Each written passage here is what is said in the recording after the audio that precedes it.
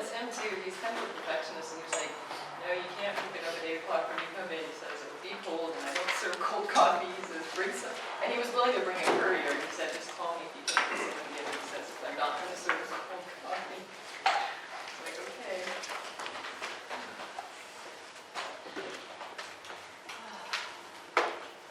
How you doing? Good. Okay. Here we are. Journey continues.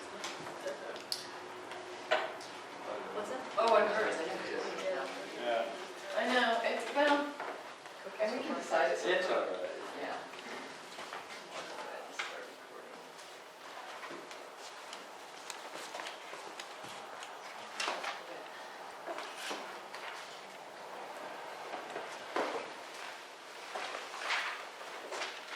Good morning.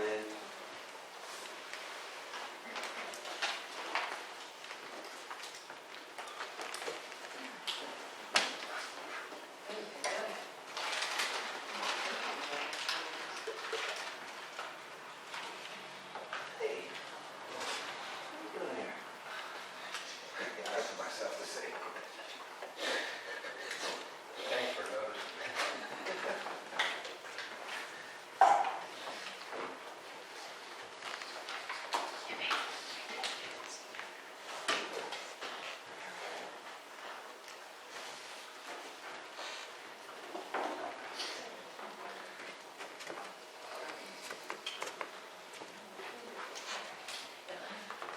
I feel like I walked in on a test. Not a school. That's so sharp. On that climate change stuff, man.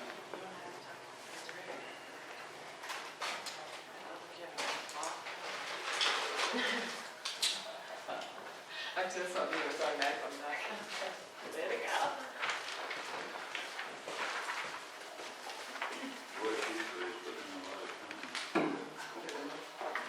Oh, yeah, I know. Keep on this corner.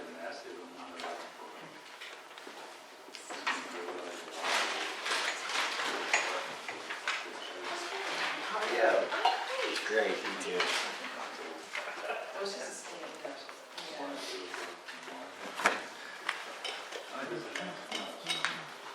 Yeah. Yeah.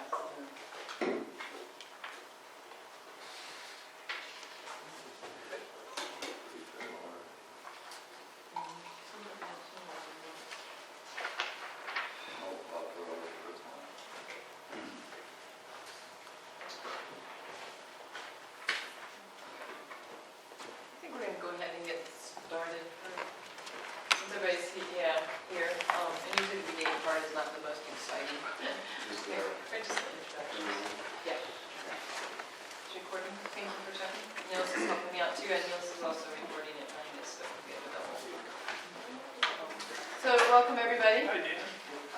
We're in the Meadows, Floodplains, and Waterbodies, or Floodplains, Meadows, and Waterbodies. After we have two names, because Sue and I seem to be throwing out different names, but it's all the same 3 words. Anyway, if you don't want to be at this meeting, then now's the time to escape before we lock the door.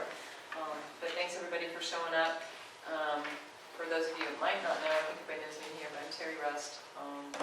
And we'll just do a quick, just around the table, real quick introduction, and then we'll get started. Randy Wilson, Lewis County.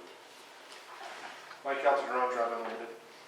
Nancy Francine, Plymouth National Forest. Joe Hoffman is usually the director of this group. He's on vacation, so I'm filling in a little bit about what this group's doing. All right, thanks. Randy Westmore in Tahoe. So you know the top one. Rob Thurman, Plymouth County Engineering. And Hilburn, W. and Beatty and Associates. Nils Lender, Meadows Conservancy, Feather River, RCD. Alicia Wilson, Greenville Ranch, Michigan.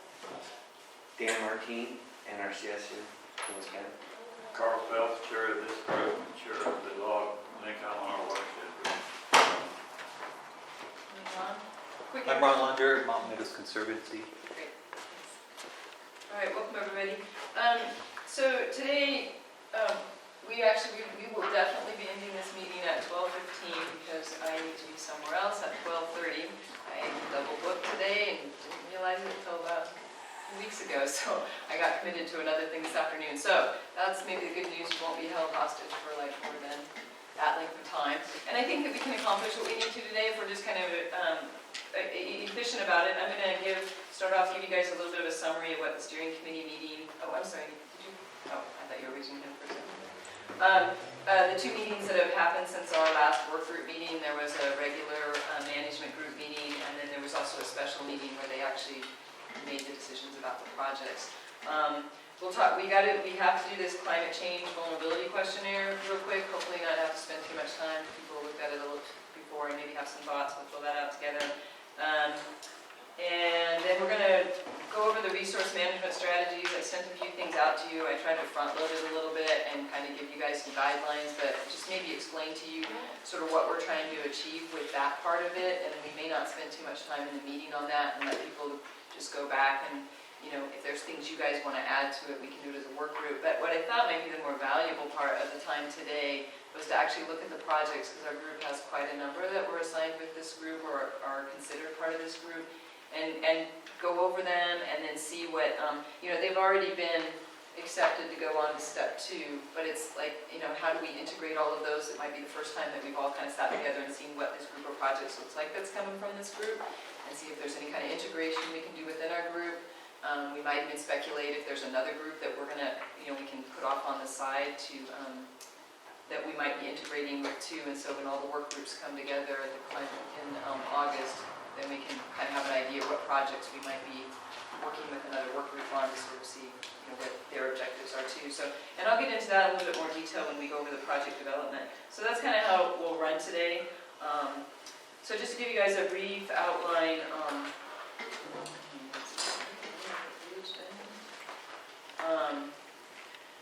that pretty much is over. On the meeting, so they had the management committee had a meeting on the 29th, and Randy, feel free to jump in if I do miss something, but basically what they did is on the resource management strategies, they had come back to us, and at our last meeting we chose a couple more. Well, they looked again and decided that there was even more, that, you know, there were some little orphan resource management strategies that they wanted the region to address. And so they went ahead and assigned them. For us, it added 2 more. It added, and they actually added this to all the work groups, was other strategies. Resource management strategy was 1.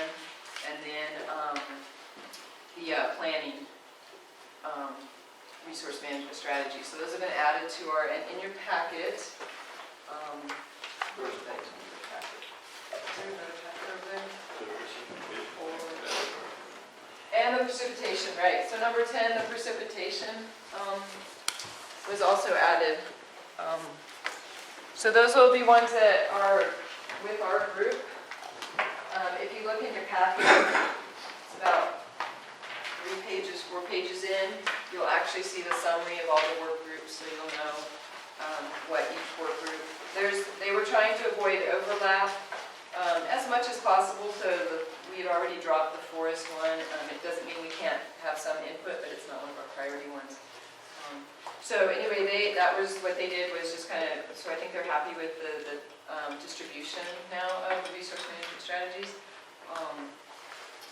And then they went over, there's been kind of a request for some projects, it came from Sherry actually, but project monitoring policy. And so right now the staff is actually, the consulting group is actually trying to develop like a monitoring policy that sort of talks about how we're going to kind of cohesively monitor some of these projects, how we do that long-term monitoring, and so they're working on developing that draft monitoring policy. I don't think I've seen, maybe you've seen, I don't think I've seen a copy of it come out yet, but they're working on it. So that would be something that's probably going to be talked about at the next management group meeting. They did go over a draft. Uma presented a couple of different scenarios for how they can do the project selection. So after everybody does the step 2 and they're actually doing that project selection for projects to include in the plan, they reviewed a couple of different models and made some suggestions. So Uma's in the process of finalizing that too, the selection criteria. But what it looks like they're probably going to do is, there were a number of different ways, I'm not going to go into all of them here, but there were a number of different ways they could have done it, but it sounds like what we're going to end up doing up here, what everybody was agreeable to, was to first categorize projects, which is what they've done, by work group, And that was, and rather than lump all the projects together and prioritize them or tier them, they decided to keep them as separate things within the work groups, and then we're gonna, put a criteria to them, but as categories in the work group. So what you'll come with is each work group's gonna have, their projects prioritized within the work group. And part of that was to keep, there's always been this concern, kind of as we've been doing the plan, that there would be competition between the work groups, and sort of to avoid that a little bit. And because we have such sort of different projects up here, it would be, I think there was concern in the management group that it would be really hard to compare projects. Ultimately, they will, and they're also going to be probably, if you go for funding outside of the IRWM, I mean, Sierra Nevada Conservancy, maybe in the next week, is probably going to unroll their RFP, so they'll be one of the first ones for the Prop 1 funds.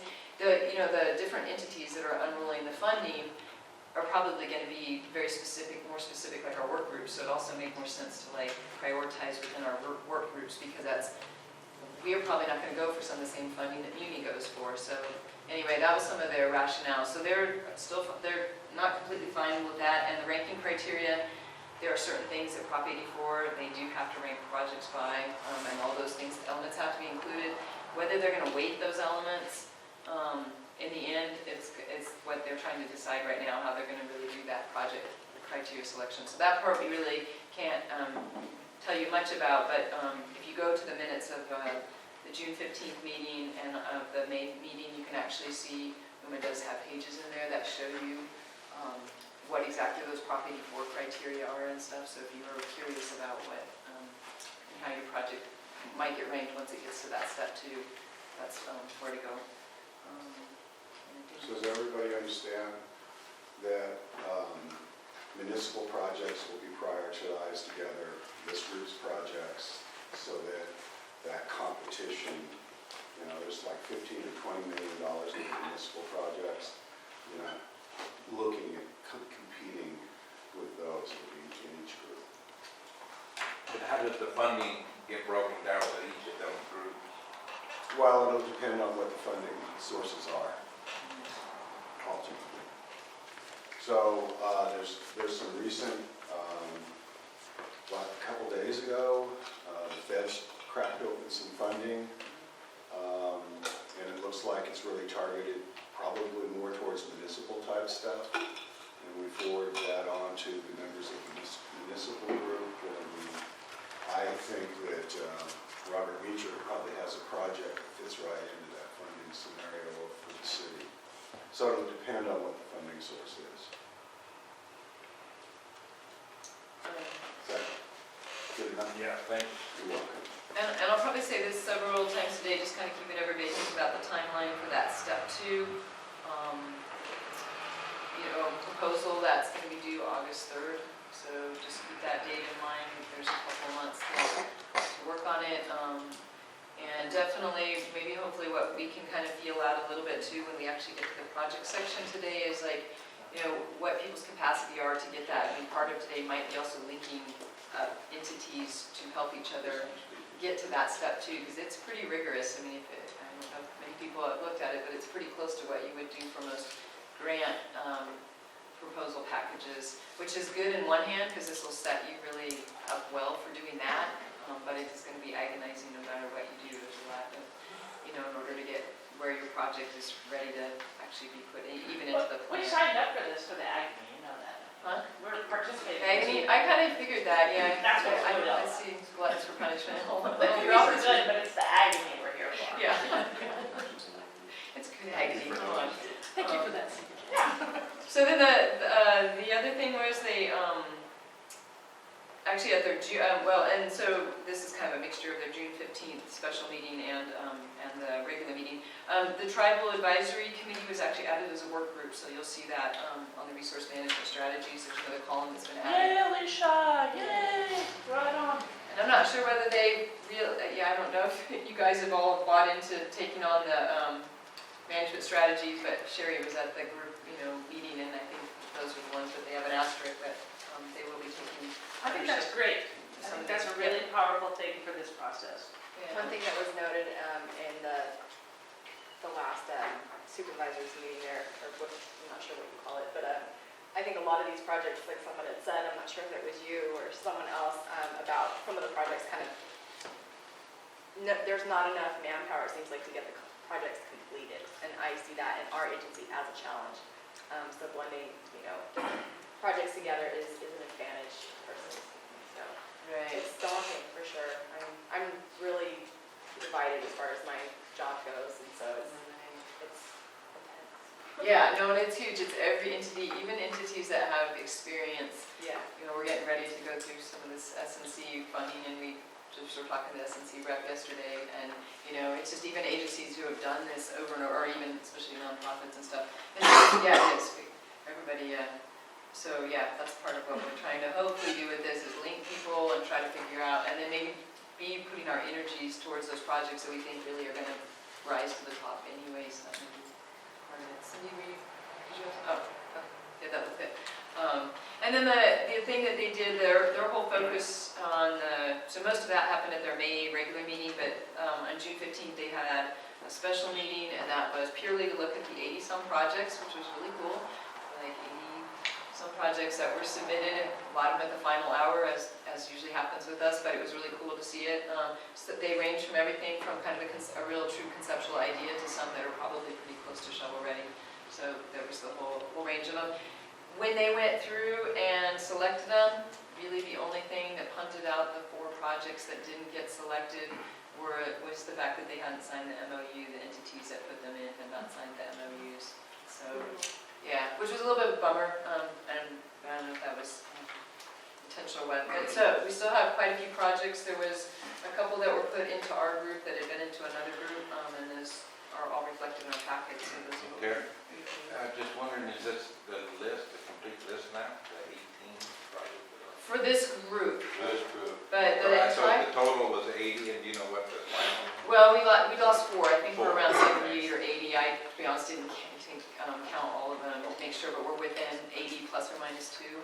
So, and there is I didn't have enough copies. There's a few copies of this. If you guys want to share a few copies of this, this is the list of all the projects, and you can pass. You might have some spare ones, so we can pass a few. I don't know if I have enough for everybody, but you guys can check them out. And then all of the information is on the website. The group has been really good about keeping stuff up to date on the website, so it's a great resource. Go there often. Things are changing, but all the information is made readily available pretty quickly. And then the next management group meeting, if anybody is interested, is Friday, July 31st at 1 p.m. at the planning department. July 31st. And what was that? I missed what? Oh, July 31st at 1 p.m. is the next steering committee meeting. So that's for the management committee meeting. Those are just the ones that we're gonna- We've covered most of this already. So we'll jump in, let's jump into the climate change actually, before we get into project development. In your packet, there should be a little 2-pager. So one of the requirements in the plan is that we have to address climate change. So it's not something we can scoot around, get out of, hunt onto someone else to do. And so what they did, the climate change group that we're working with, they made a solicitation initially and didn't get too much feedback from the entire group. And I know, but I think they only got about 5 people who replied back to the survey. So what they decided might be more effective was actually go out to the individual work groups and ask the specific questions of the work group. So our mission this morning, one of the first things that we have to accomplish is to actually answer some of these questions that are here, well, all of these questions. So I don't know if folks took some time. Well, at this point, I haven't had much success if I leave you guys with homework, because we all get really busy, and I think we're all right here, so it might be at least good to get something written down, even if it's not. So yeah, if we can just go around and, I'll write it down as we're talking about it, but if we could just kind of fill in, like, let's just start with question 1.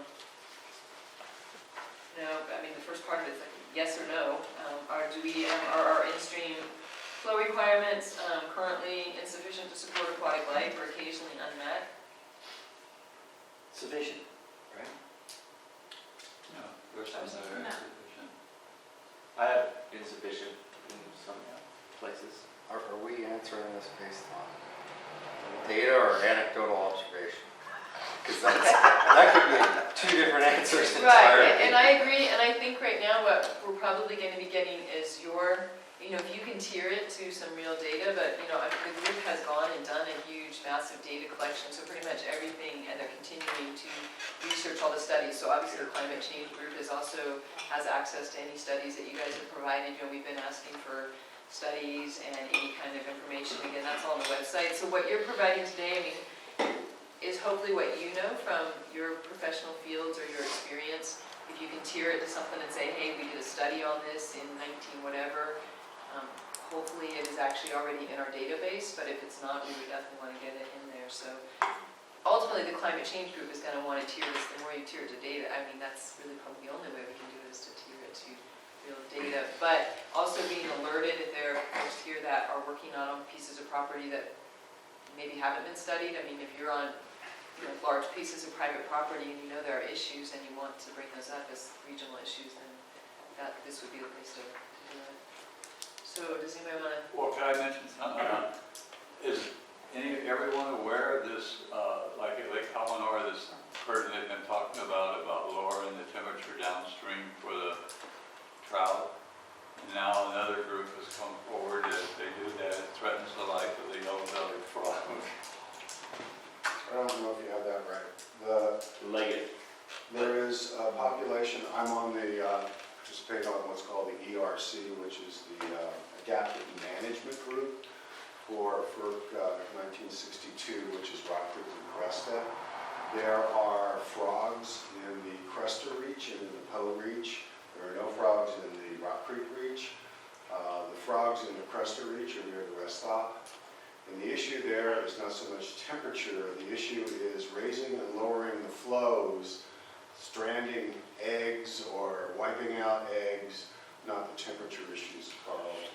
Well, the report that I read, it was a temperature issue. That lowering the temperature, and I don't remember, I have to go home and pull the document back up, but lowering the temperature threatens the reproductive. Not what's going on, Carl. You can provide it, but the issue is, like this spring, PG&E was able to go to very low flows because of the extreme drought, and there's a number that they can drop it to.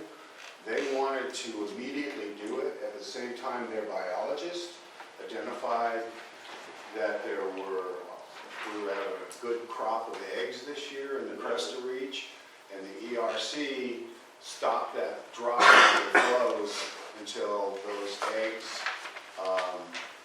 were taken care of. So it's a really, the egg mass issue isn't so much the temperature, it is the flow regimes that PG&E plays with in the canyon. That's interesting because it's sort of a consequence of, it's not, this PG&E is really controlling those flows and how much goes in, the releases end up for whitewater, recreation, all that kind of thing, but it's like almost an indirect effect because it's not the climate change effect on the flow as a direct consequence, but it's a consequence of the drought and, less water available generally that's kind of pushing PG&E to try to do some things differently, and that has an effect on the aquatic life and the flows. And Because they're able to drop those flows down because it's, the drought, so they can keep more in storage and meter it out. It's a dollar. DWR wrote a memo to the state.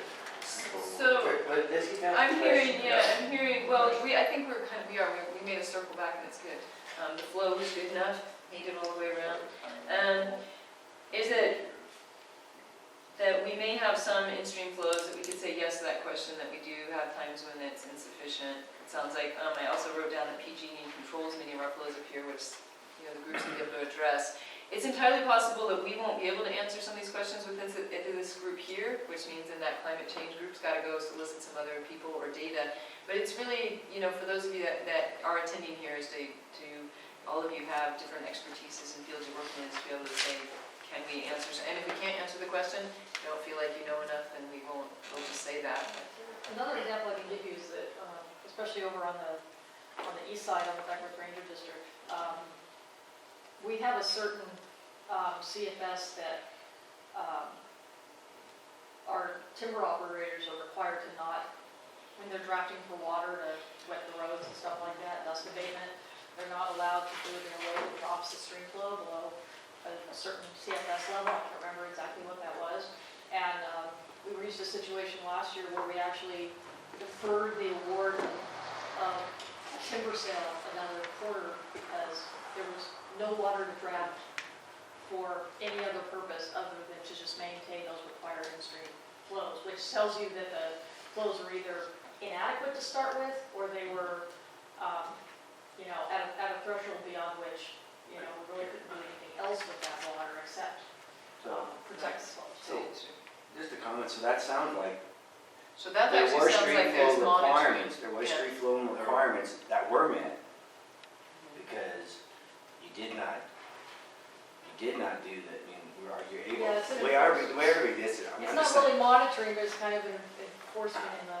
it's an enforcement, so I guess that's where I'm just, Administration of. when I read this, I was thinking like salmon, I was thinking like spawning and stuff, that's what I thought they were talking about. Are streams drying up so fish can't spawn, and there's in-stream, am I wrong, in-stream flow requirements for aquatic life? I mean, how many of those, we have in-stream flow requirements for other stuff, for aquatic life, do we have? Well, I don't know how that requirement is quantified, because you've got a qualitative and then you've got a quantitative, like, for example, more of our intermittent streams, and they typically have plunge pools late in the season that can support, frogs and other aquatic life. They're now acting more like ephemeral streams and drying up in April.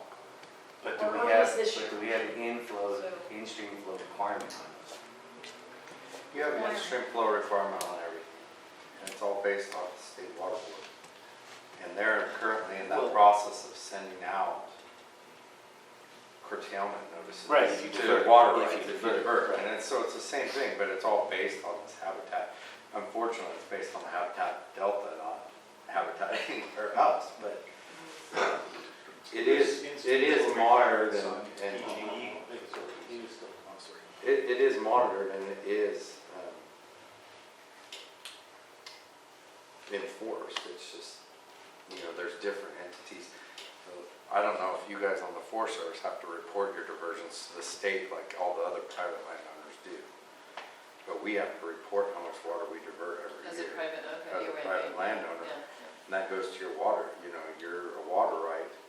And they're right now in that process of going back to each senior water right until they get to that spot they need to be in terms of that number. And flow. So Yeah. maybe the question is that like under current conditions, and again, I mean, this is talking about climate change, vulnerability and stuff like that.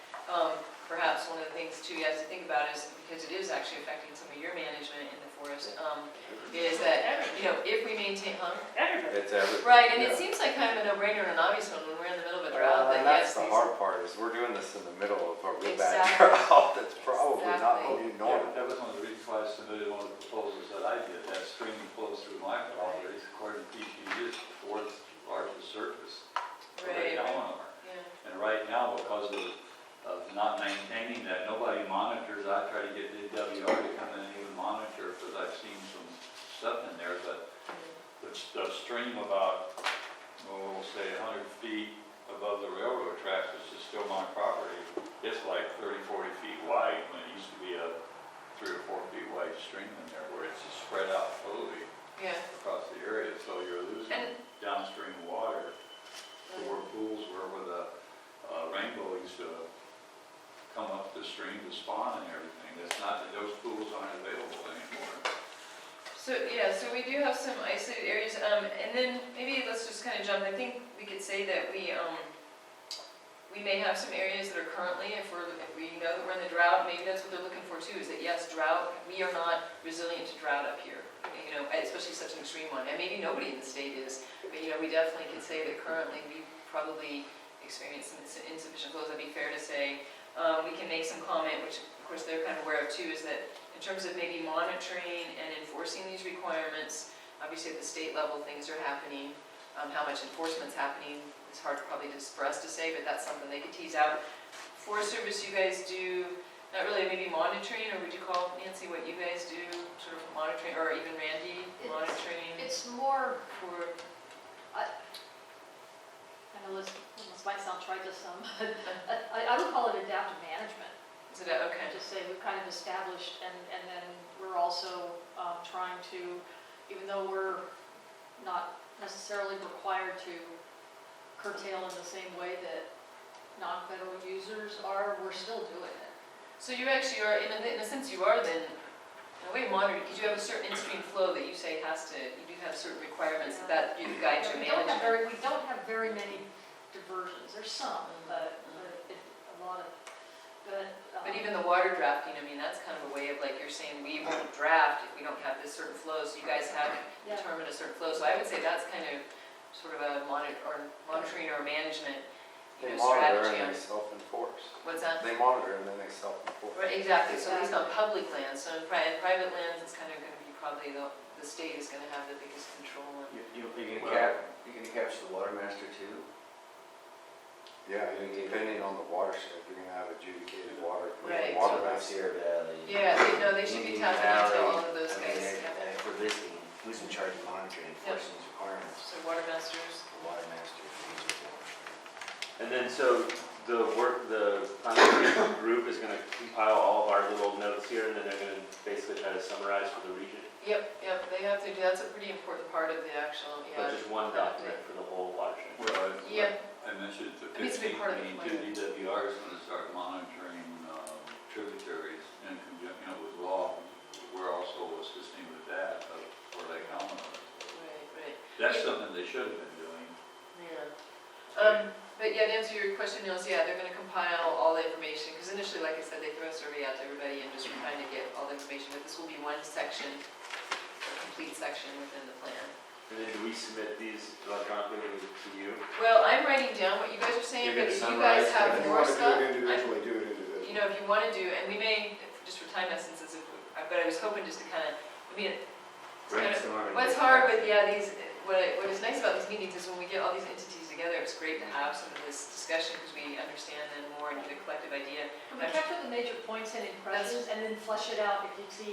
That's Do you exactly have what, any more detailed information or study or anything on this point or that point? I think that Flesh this- it out later. exactly, that's what I think with this group is that, you know, they just need some places to go. If they haven't gone there, it's like, oh, wow, we haven't thought of that entity who has some knowledge about a certain area. So I think that's kind of where we're going at, so, So just briefly, there's two consulting firms working on this, eCorp and PMC. Chris Reed for PMC and Chris Stabenfeld for eCorp. And even this morning, I got something, I think yesterday from Nancy Francine, a summary of current trends and probable future trends in climate-driven processes in the Sierra Cascade province, including Lassa, Modoc, and Clunas National Forest. I'm forwarding this information to those consultants. Okay. And I also forwarded the recent stuff that came out of the Vatican to those consultants too. So they're compiling and looking at all this climate change. This is an opportunity to have some comments and input on what they're looking at. And they're going to be at the August meeting, half of that meeting when we do the integration of all the work groups. The second part of that day, I think, is focused on those consulting teams that are up, we'll be looking at the climate change part. Is that document gonna be put into the website, into the, I'm sure it will Yeah, be. yeah. I don't know who you sent it out to. I forwarded it to the consultants, and Luna and all the. Yeah, I checked with Kyle Merriam, and, well, there are a couple things. I checked with Kyle, and just said, of course it's not to share, but the other thing is that if you, it's not the easiest to get to, but it is on the public, regional website, Region 5 website, It'll be on. and you search ecology program and some of the documents, and you can find it, but with the electronic version you have, probably the easiest thing is just to put it on your website. Yeah, we'll put it on the website. And, I mean, I just found it this morning. Yeah, I'm sorry I didn't capture that. No, it was great. I mean, it's another piece of information, but that's kind of the way it's working. Things are rolling out, and we're getting into that team. And then again, they'll be up for the integrated workshop. okay. But not the version on. So we'll just keep moving through this because it may be that there's not much that we can add to this other than maybe, again, trying to identify something that these guys haven't in terms of their studies, so this recent paper would be helpful. so are we still on 2? Yeah, we're jumping down to 2, and 2 is very similar to 1. It's kind of, interesting that they're, anyway. So you could, so if there's some streams in the watershed that have minimum in-stream flow agreements, then you will just say yes. Yes, and I mean, if we can identify Yes, and certain no. of them, and particularly like I would think on private lands and things like, some of the things that are more public out there have a study done. Like, for instance, on number 2, they're asking you where are these located, these streams, are there rivers in your region with, quantified environmental flow requirements? And I think we just talked about PG&E has control over the flows of most of those, and that can be our answer, and then they need to go to the PG&E documents to figure out, because we don't really have much control over that in terms of rivers, so. That's So a combination of FERC, Right. the FERC licenses, and then the agreements like the ERC in 1962. That has a lot, I mean, really they set flows through adaptive management in the canyon. I don't know about any other place. Are there regular flows on the Middle Fork? Hamilton Branch has a flow agreement with DFW and PG. I think we already submitted that into the background information. Yeah, you There's guys. several points between Meadows Reservoir and Lake Allen. So we see. Number 2's asking specifically about rivers, and number 1's asking about. Exactly, I think, yeah, you want to make your Are there midstream. in-stream flow requirements on the Middle Fork coming out of Sierra Valley? Does anybody know? There's Indian Creek, I mean, everything below the reservoirs. Well, Indian Creek, Indian Creek, the You're Grayson just talking Creek. about the just in general. well, yeah, we can go There's to a minimum That's flow. Sierra Valley. yeah, because Antelope Reservoir, Frenchman, there's a minimum flow that has to be maintained in that channel. no, but Antelope is intended for recreation and in-stream flows. It can't be used for agriculture or any other use, and that's what maintains the minimum flows in Indian Creek. So I is don't know it, if anybody knew that. the answer Below our is PG&E and the state water board is Probably not frustration of the verbiage down below, but that's what Antelope is. water masters, so. That's why they keep it full. So let's move on to 3. Makes sense now. Moving down PG&E and water masters pretty much control our river flows, I think, here. So, does your region include aquatic habitats vulnerable to erosion and sediment issues? Yeah. I think it does. Do you really have to add? I know, exactly. I'm like, I know, I went through a lot of these and I'm going, Explain did to we them even why. have that? But again, they're dealing with all over the state, so it's different. If possible, what kinds of aquatic habitats are sensitive to these impacts and where are they located? In terms of location, I'm not sure we're gonna flesh all of that out. Meadows in Where they general, located. Yeah, reservoirs. yeah. I mean, I would say there's a good, number of, and again, some of these answers that we get out of this climate change vulnerability may circle around to some of the very things we've said in the beginning, is that we need some more accurate studies and up-to-date studies on some of this too, in terms of assessing and quantifying just exactly what we have. We know we have in the region. Some of the meadows have been restored successfully, and so they're not the issues anymore, but we still have ones that are. But whether we can sit here and say today, draw all those on the map, I doubt it. Although we do have resources that are in the database. Columbus Corporation has their study assessments that they did. It's a little dated, their complete region-wide study, and I'm sure the Forest Service, you guys probably have, if you have meadows, you probably have those identified where you guys have, erosion issues perhaps, or maybe it's not, I don't know if that's something that you, Well, I mean, it's so broad scale. it's, Yeah, we're all, and even just dealing with roads and Yeah, sedimentation roads. from right. roads and obviously recent burns, recent fire, They watershed. went to Lake Alamos when they opened up the ditch, when they bypassed and jumped down the ditch, or when they opened up the gates on Mountain Meadows and just dump all that stuff down the Hamilton Branch. They killed up. There's a lot of effort made to replenish stock in Lake Alamo, and that was it 3 or 4 years ago, they killed something like 15,000. And I think just as we are talking about erosion, we should talk about, off-highway vehicle impacts on Floodplains, Right. because that's commonly a big source. Right, and I know the forestry and uplands group, you've been going to that, I mean, they're addressing that pretty well too, I think, some of the Yeah, we're trying road issues. I'm trying to figure out where we're talking about erosion and sedimentation that have a it's supposed to be a climate change questionnaire, right? So we're I trying to- know. Had that question about all these. Yeah, we're trying to figure out what the tie is. I know, and that's where the group has been a little bit vague about, but even this, when I looked over it, I thought, this would be interesting to see how we're able to, as a work group, really come up with anything more than they would get from looking at the databases and stuff, because even being very specific about what kinds of aquatic habitats, anything that has been documented is already out there and should be available to them. And certainly fire, post-fire erosion and those ties as very big fires, Right. time. Or more rain in the, if we get kind of bigger rain events and Every IRWM has to do this. yes, So it is a We're requirement. struggling with it, everyone else is struggling with it. Right, or they've already struggled with Submit. the last I ones. mean, it just seems like they're asking something get other it out. something besides. Yeah, this climate is change. seems like an agenda-driven question. Really, Yeah, I mean, it just doesn't fit the, I think they just Climate too change. overall broad, I think. Yeah. Yeah, it is, it's been, so, and again, that's why I don't want to spend too much time on this, I feel like we can just say as a work group, we went through, we discussed it all, but,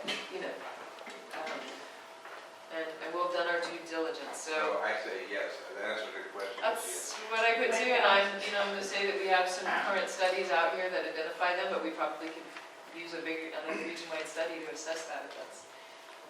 and they can And be it more would be easier to list specific. places we don't have that issue. Yeah, that would be true. Yeah. I answered yes. Everywhere but. And sent it in. Everywhere but If you want here. a description, I'll be glad to supply that, because they're all, as far as I'm concerned, a yes. Well, we'll make a try at each of these and try to wind this up pretty quick. Are climate and water-related changes in endangered or special status species distribution already being observed in parts of your region? If so, which species are impacted? Don't know if we have anybody that can speak to. I can speak to that. PG&E hasn't filled Mountain Meadows Reservoir since the winter of 2012-13. This has contributed to an increase in grazing trespass on the North Shore of Mountain Meadows Reservoir, which has led to a decrease in waterfowl nesting habitat. But are any of them endangered or special status species? They're going to be very specific here about endangered and special status species. No. So, not. They don't come up with those species. Cranes, sandhill cranes, for instance. Okay, we'll put that down as a possibility of them not. Getting frogs up there. well, Those don't count. Bullfrogs don't We don't count. want to talk about bullfrogs. No. They're back We in don't. the valley. They're not a Does anybody else have any other thoughts about, want to try to contribute something we can Well, I just. just Forest Service, yeah, I mean, That I takes, feel like that takes that's some more- time to try to make that, I, it's like a cause and effect that's Yeah. wait, a They little, could have filled it this one. a little hard to. I feel like these questions are super hard to answer actually as a work group. They require an expertise or that again, Well, really, I needs to mean- be science-based too, and so there's I'm lots of. looking at this and when I read, I was like, anybody that took a little time and did some research could answer these Right, and- questions from the group and they're asking for our answers. That's what it seems like to me, is like they're trying to get around doing the research themselves. Yeah, so I'm trying to figure out what they're getting at, I guess. Well, the ulterior motive is to sensitize you to climate change. Well, maybe that's discussion. just it, right there. That's pretty much it, because we don't want to unveil the climate chapter of the plan that you guys even haven't had a discussion amongst themselves about climate change. I thought they were written by somebody in the DMV. All right, well, we'll jump to 5 unless somebody really wants to contribute something. I'll try and You're ask for fulfilling aquatic the mission. biologists who might even have a clue if that. Okay, and we can tell, I don't know how quickly they need this, they wanted it, I think, a little bit ago, and they didn't get many responses, now we're getting punted to it, but obviously there's a couple more work group meetings after, so I'd say in the next couple of weeks, if there is something that you think you could add to it, do it individually and just send it, What would California Fish and Wildlife say about that old lake stuff? What would they do? They've done So it, they say, I know what they say, that climate change is affecting frogs there, because they're doing restoration. they took That the was fish that out because broader. they're an invasive species, I don't think it had, regardless of what Rock climate's Creek- doing. Rock Creek right now.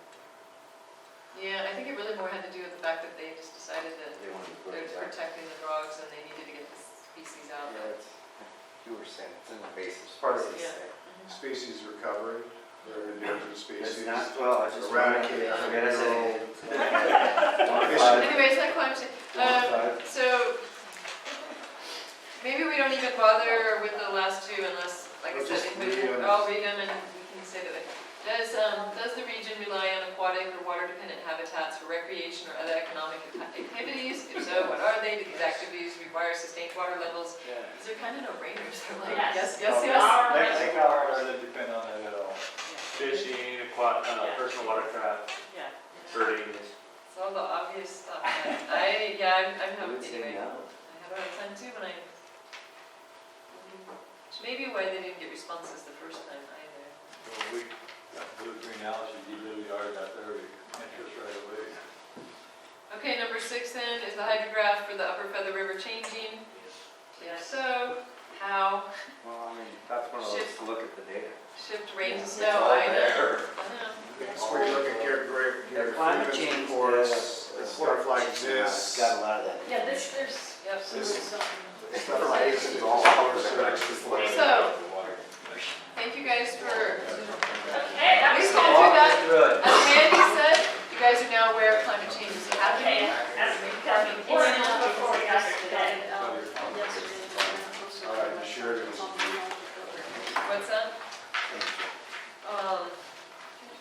And the resource management strategies in your packet.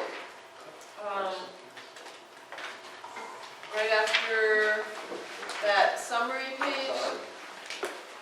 So what we've been tasked to do is, each section, again, this is a huge part of the plan. We've been working on it sort of gradually in different ways with these matrices and stuff, but there are these 31 resource management strategies that are part of the 2013 California Water Plan. We have to try and address as many of those as we can and how they relate to our region. The management committee punted 3 of them about 2 meetings ago that were just totally irrelevant to our area, things that had to do with salinity or a couple of CalFed stuff. I thought we were done with that. No, we Declaration, have to we make will do recommendations. No, we have to make recommendations, that's what we're doing right now. So, let me finish.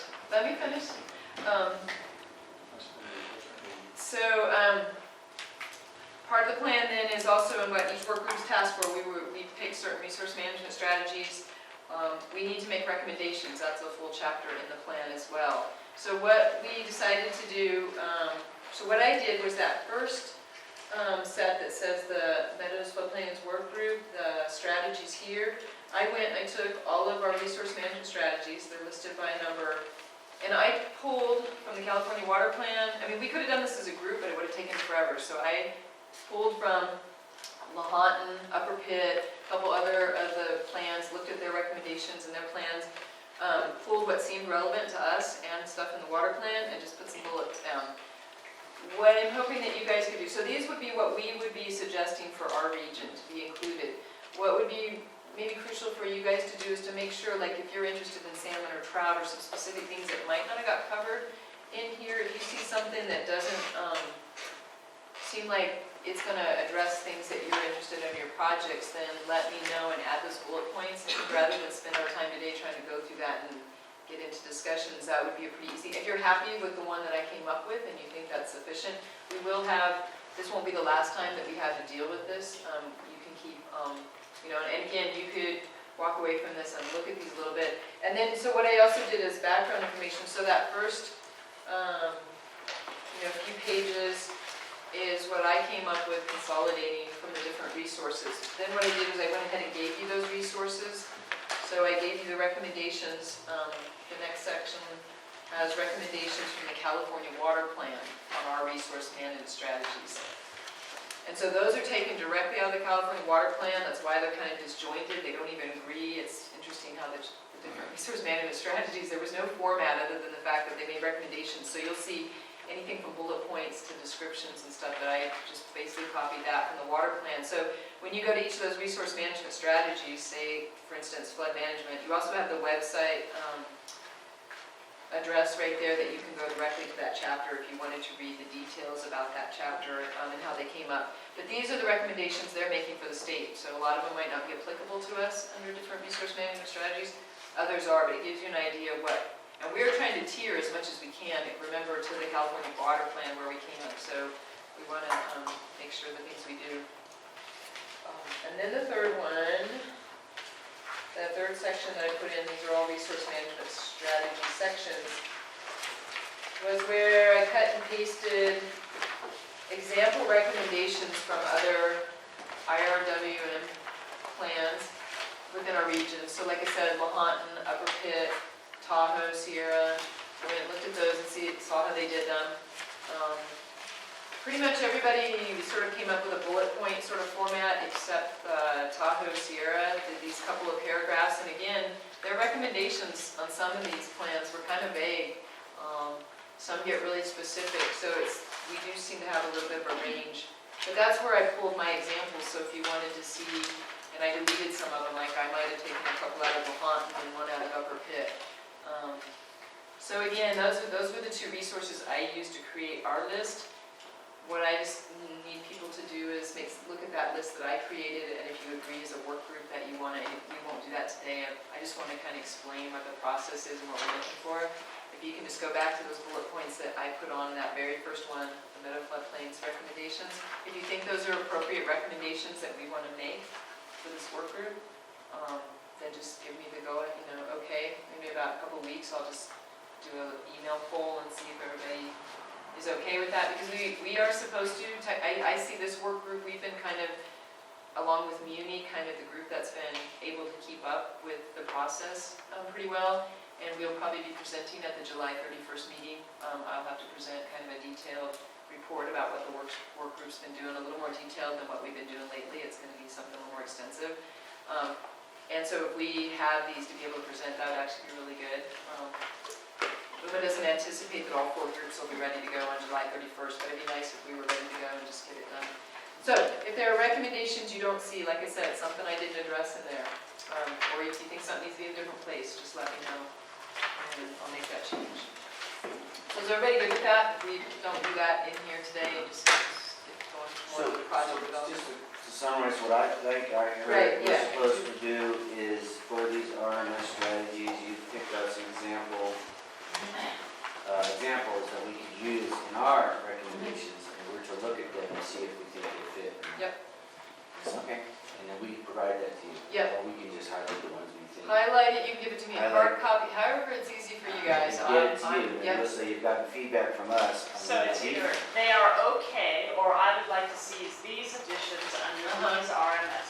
Or I think this might, yeah, exactly, yeah. Okay. So just, really, like I said, again, and I'll send it out after this meeting to the whole entire group, because there's, a number of people that aren't here today, to make sure that, we get as much feedback, because this is the stuff that will get put in the plan, and once it's in there, there's not really, like I said, we'll have a little bit of time, this is not a drop dead thing, but. The ones that you put here are not necessarily the ones that are going to go in each Well, rate. Not you're yet. talking about 1 through 4, right? These are the Right. recommendations. Other stuff, data supporting what you did Yes, here. it's where I pull my information. Looking back there, some of the stuff has got levied, we don't have any. Right, I deleted those. 1 through 4, I want to make sure that's. Yep. So we found out that by doing this, and Terry's effort is to help move this process along, so Yeah. give feedback. Save you guys a little bit. I mean, like I said, the obvious, I don't need you guys to tell me that levies are not hard. I think I can do that with you for sure. So if you guys can do that, if that makes sense, Dan, I think summarized it pretty easily. We're just looking at feedback on those first few pages, and the rest of it, the other 2 resource management strategy sections that I included in here was my background information that I used to pull that. Because some of the stuff is pretty general. I mean, general's okay. General is okay They at this work point. good. We don't have to just do a whole bunch of detail. No. Restore and where possible, protect meadows as recharge areas. Mhm. Okay, that sounds good. I'm going to fix it. Right. There Yep. is one here about crop idling for water transfers, we probably want it to be. Oh, did I, Under accidentally, other is it under our Other strategies? strategies, Did I put it in there, or did I? other strategies, I'm just saying that will raise some hairs. Well, no, did I qualify? I think on that section, I qualified that whole section. 31? Yeah, I said, those are what, and I could have deleted those, I suppose, but it says other strategies include the following, but no relevant recommendations from Muni, it should say. Meadows, floodplains, and waterbodies. Yeah, let's just strike that one from the record. Yeah, well, we have to include it because the management group made us include it. Right. But that top sentence disqualifies it. Okay. We have no relevant recommendations, but Okay. we were told to put the topics down, so. Do evaporation or atmospheric Right. pressure. Sound. Log Do you know how to do that? Nice. We don't do it here. So it would probably be smart to just strike. And Well, UMA well, might, as we you might said, strike them, yeah. but I just said that, yeah, we have no relevant just- kind of following. that's Yeah. your So we'll statement move there. on. We're not using Got that. it. Sorry, distracted. Distracted. Clarification. It's good. It'd be cool to have some snow fence building though. That'd be good. Like that. If you want to include that, again, and that's just to give people an idea, so there's somebody who's thought of another strategy and they want to throw it in. Snow bag, water bag transfer. All right, Oh, let's, about that. on then, we're doing pretty darn good. Does that seem pretty clear to everybody what we're looking for?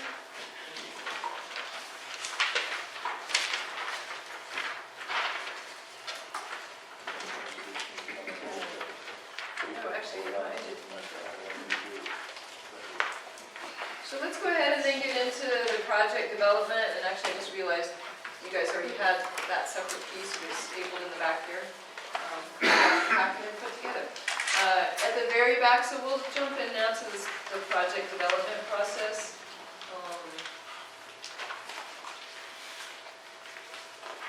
And so, as I mentioned before, on June 15th, the management group went ahead, decided what projects are going on for step 2. Most of you, or all the people in the room, if you had a project, should have been emailed by Uma. Uma emailed all the entities that had put a project forward, just to let you know. She had also included a copy of the step 2 process, which is, a little bit more lengthy than the step 1. Huh? A little, yeah, just a wee bit. Right, and so that's that is what you're going to have to follow and fill out to turn in for August 3rd for your projects. Part of today, again, as we go through these projects and decide whether we can group any of them together, will also be for me to maybe help identify if there are groups who are going to need some help. So we're here to help you do that process some. We're not going to do it for you, but we can help people who haven't gone through it before to understand sort of what they're asking for and what we need to do. One of the things that I'm not sure, maybe Randy, you can help refresh me, is that we're going to be ranking projects, but there's a couple different ways in the IRW plan. So, projects obviously that are really ready to go, not everybody's going to make it to that step 2. There's some pretty rigid requirements that people might not be poised and ready to do. And what's going to happen to those projects, they will get included in the plan, but it's whether we're going to put them as a tracking, something that beyond the life of the plan is going to be tracked, or whether we're going to rank them all at once. I'm not sure the management committee has totally decided yet. In terms of those projects that don't make it to the top. The ones that make it to the top are going to be recommended to be funded through IRWM funds. For most projects that kind of you'll have a ranking potentially out of but your And then projects you're will be tracking them. listed in the Yeah. plan. Yeah, and it won't be as So much the idea of detail. that connectedness to the plan, opening up opportunities, I think the argument will be made Will consistent. still be there, whether they get high priority or not. Right. So that's a very important aspect of what we're doing, because recognizing that not all projects are So, like you said earlier too, a lot of it depends on whether what funding is available. And then the idea there, of course, is if you're part of the plan, then you stand a better chance to get funded. And by working through the process and the sheets and everything, you pretty much get closer to being able to apply. So I have a question. Say today we decide there is an opportunity to combine new proposals, Mhm. what they might be, yes.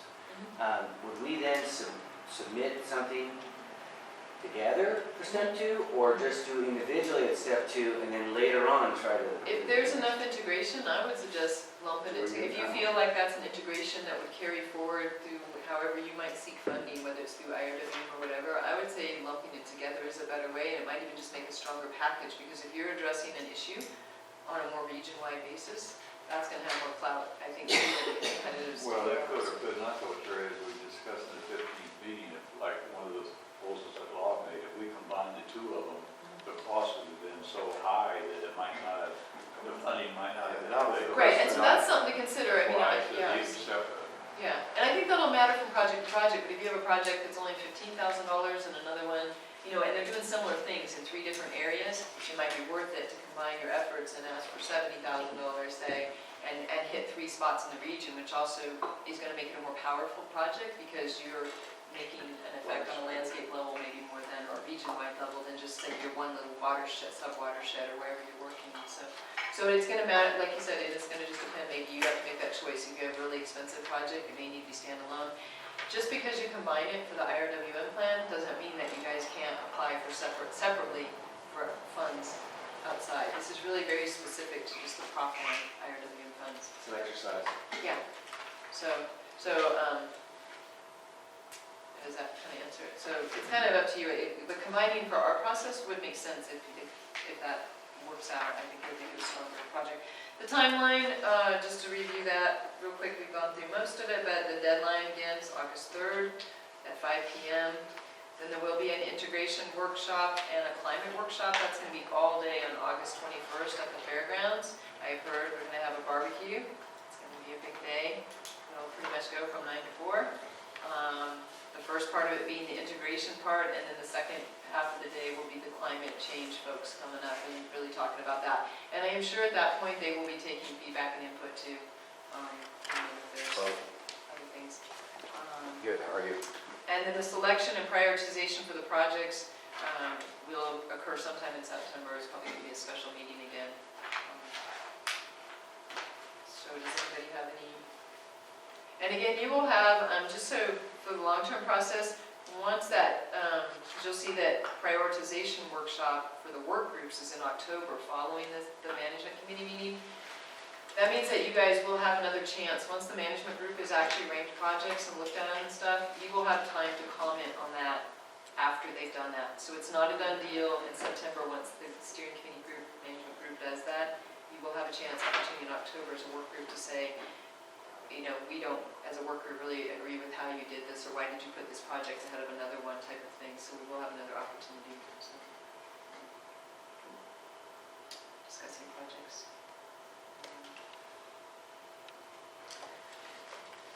So at this time, I thought what we could do, have folks had much of a chance to read through projects, or how do you, I don't even know if we have all of the people who have put projects forward may not be here.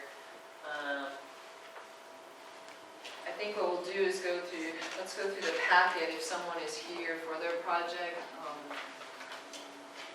We could maybe just find out from that entity kind of how you see your project going in terms of your ability, like to do the step 2, whether you're going to need some help, whether you think it'd be good to link up with somebody.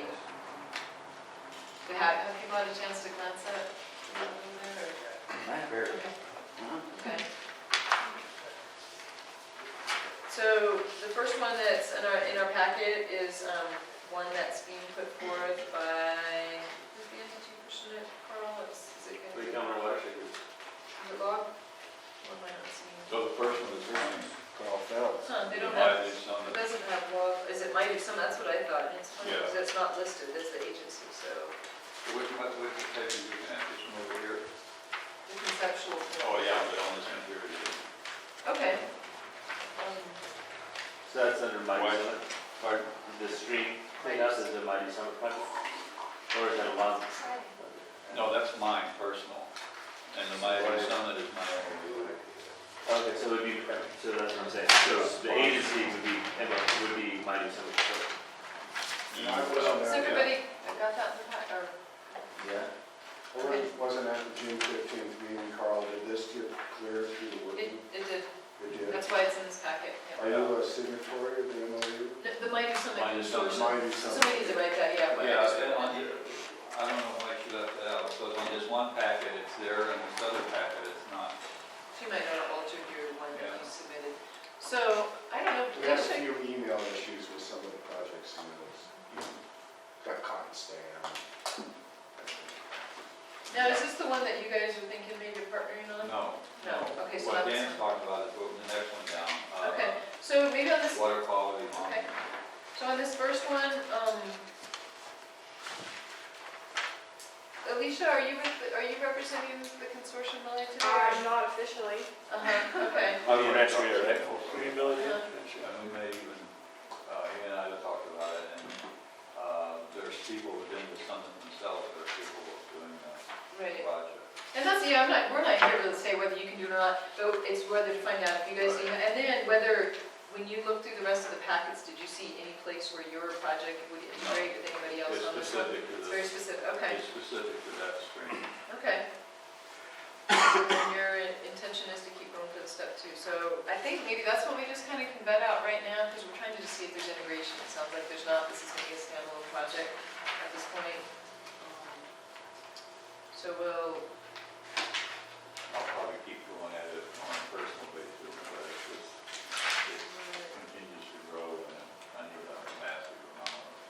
Maybe TU or Top Shop might be interested in That's this. exactly what I was thinking. Maybe a TU chapter would be willing to get some people out there on a couple weekends to do some of that. Yeah, because you're saying it's a spawning habitat for rainbow trout, right? So that would be a logical partnership.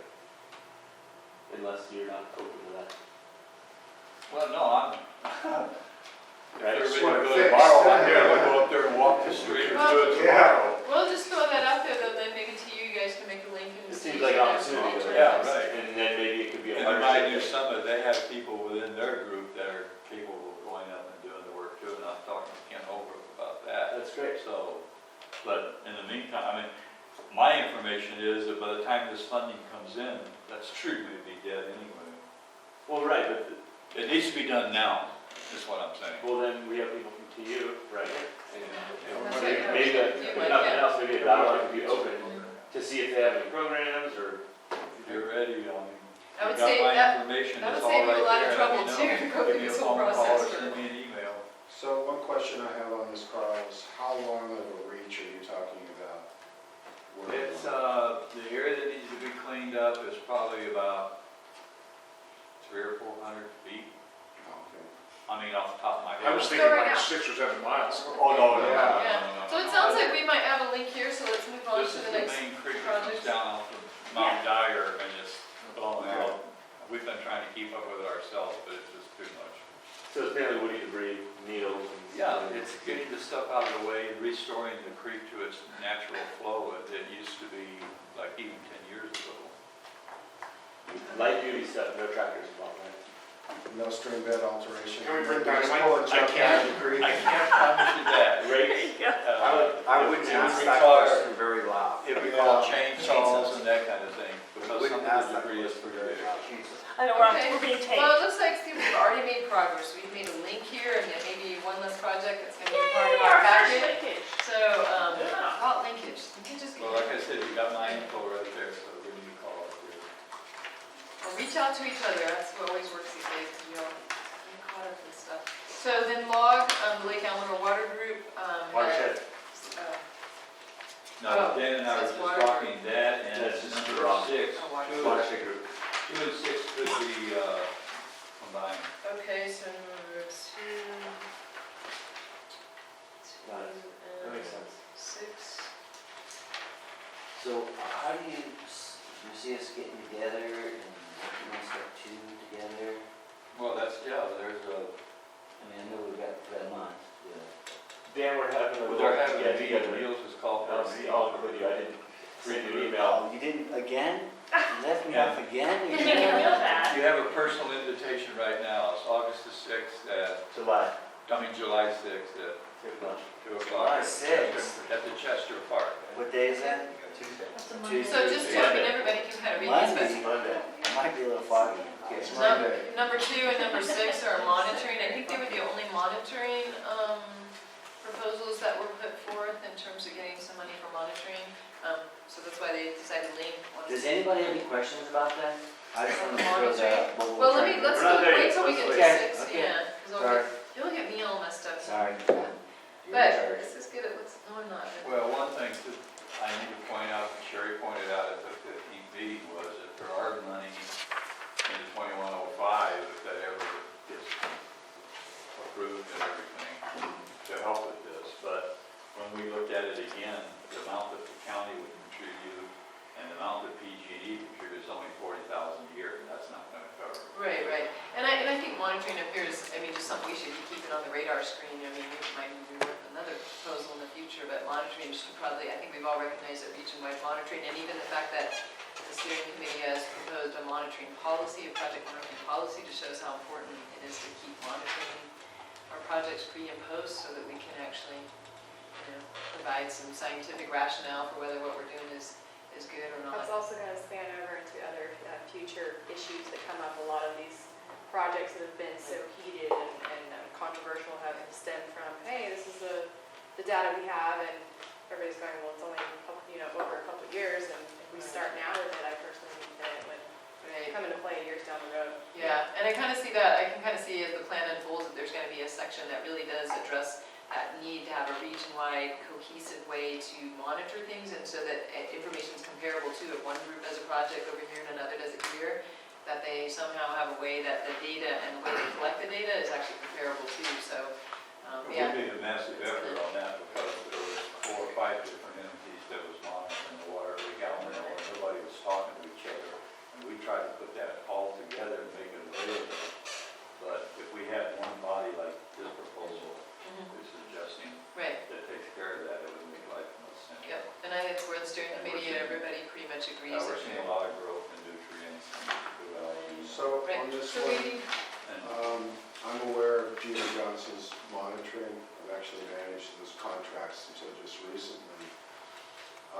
You're talking about a much more extensive program than exists today. Going back to what we used to do like 15, 20 years ago, rather than what we've been doing. What we've been doing now is just getting by with what private contributions are. Right.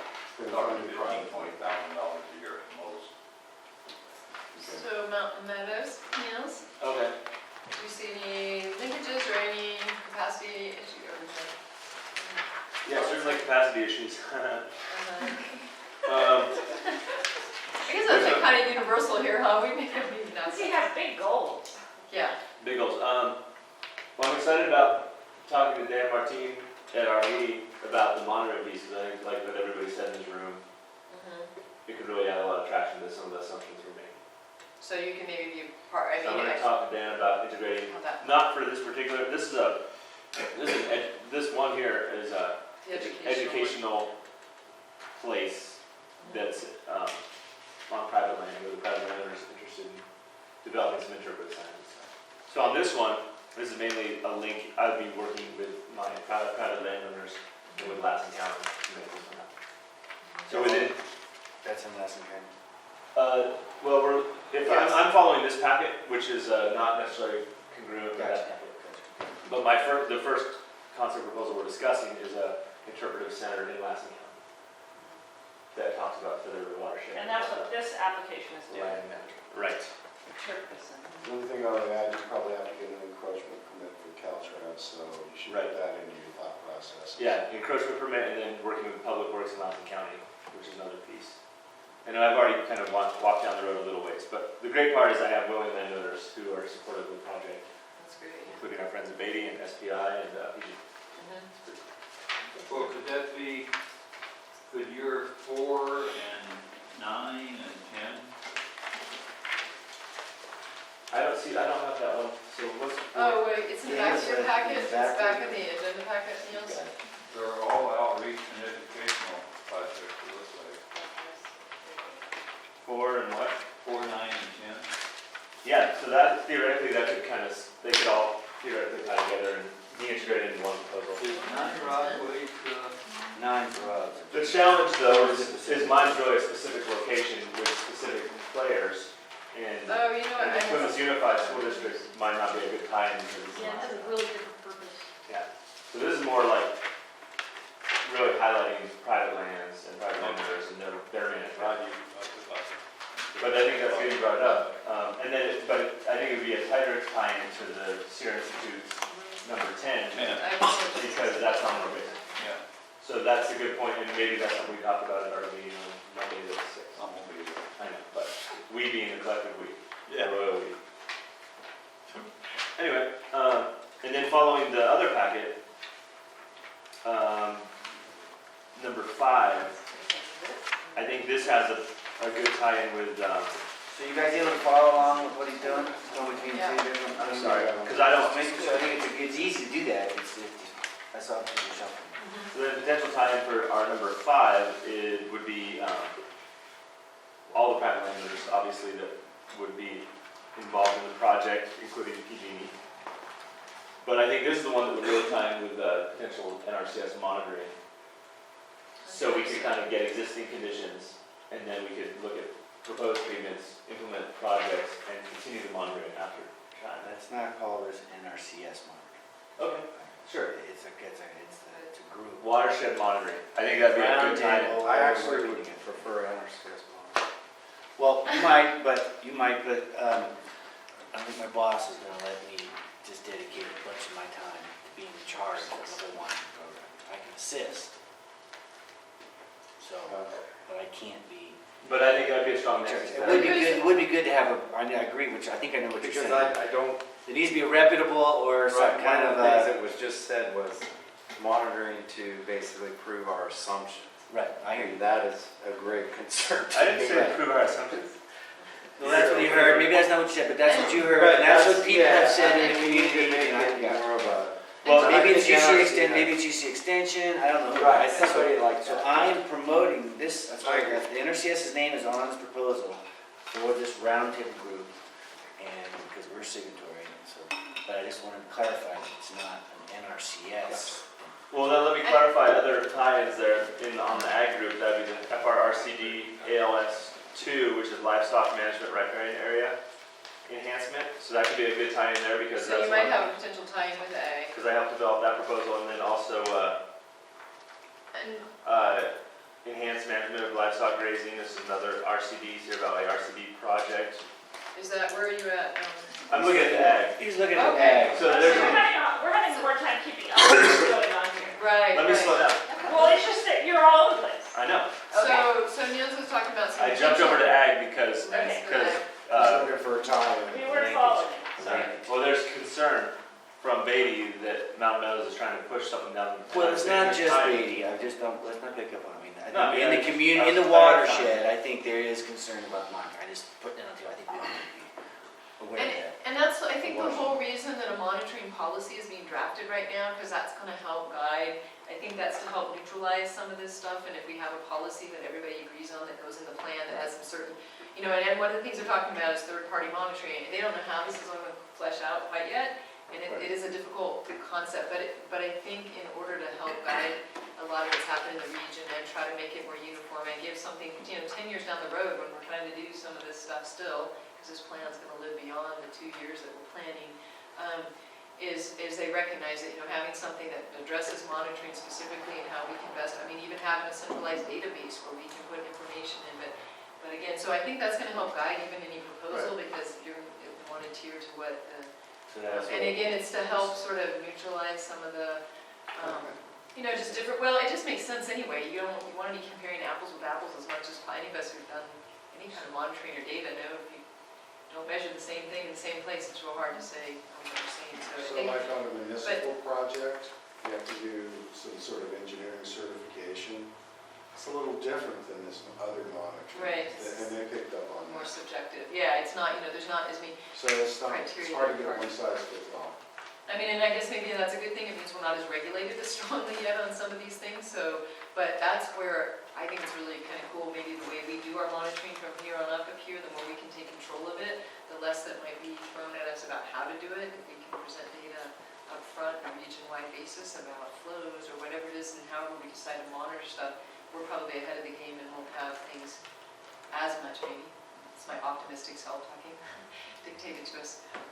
But so I see Nils is trying to make a link with ag, and so that may be something you can work on, something to know that when they are going to rank these projects, because they're categorizing them, and just so you'll know if you're trying to link with another, at some point you'll want to figure out which work group you won't be able to have a project tied to 2 work groups. So at some point you might say, I want to go more with the ag group with my project because there's that linkage, or it is a better fit for, which right now, kind of looking at it, seems like it is a Meadows fit, but again, that might be up to you to decide because it does cross the line. Yeah, I think it's So more ag personally. okay, then maybe So then just potentially. I'll pursue that however we can, but especially because of the ag has proposals about riparian fence construction and stuff. So that's really the bulk of what we're proposing here Okay, is better infrastructure. Yeah. yes. And we don't have to completely punt it now, but we'll make that notation that there's the potential that this project will probably be put into another work group, so. You just brought up point, there might be projects that more than this that cross over, and that'll have to be dealt with somewhere. Well, that's, You wouldn't want to, you know, if you got an overall project that has all these linkages, you probably want to bring that forth, and if it crosses over those categories, you know, we have to deal with that sometime. Yeah, so I'll talk with the ag group and see how they feel about how this ties in. so is everybody, maybe let's do a quick check-in. Is everybody kind of keeping, kind of get, okay, all right. Keyword kind of. Kind of. Okay, are we at 5 or are we at 6 Stop me, now? we're just getting ready to go to 6, because 5 looks like it might actually go to ag. And the proponent of, you know, is gonna see, right now, I would keep it in both, or keep it in this group just also, so you have that option. So number 6, we already talked about linking that with project number 2, there's a linkage there, they're both monitoring.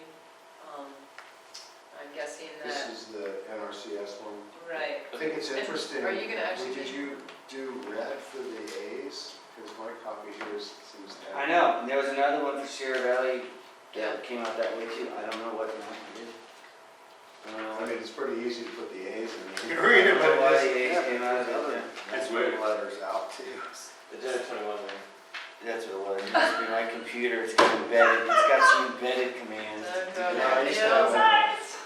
trying to type my thesis. So, on no, a just, typewriter, the A's seriously, were- does anybody have any questions about this? Or this is just an extension of the monitoring that has been done and, on the forest and the watershed through what was once the CRIM is now evolved into the roundtable, we're calling it.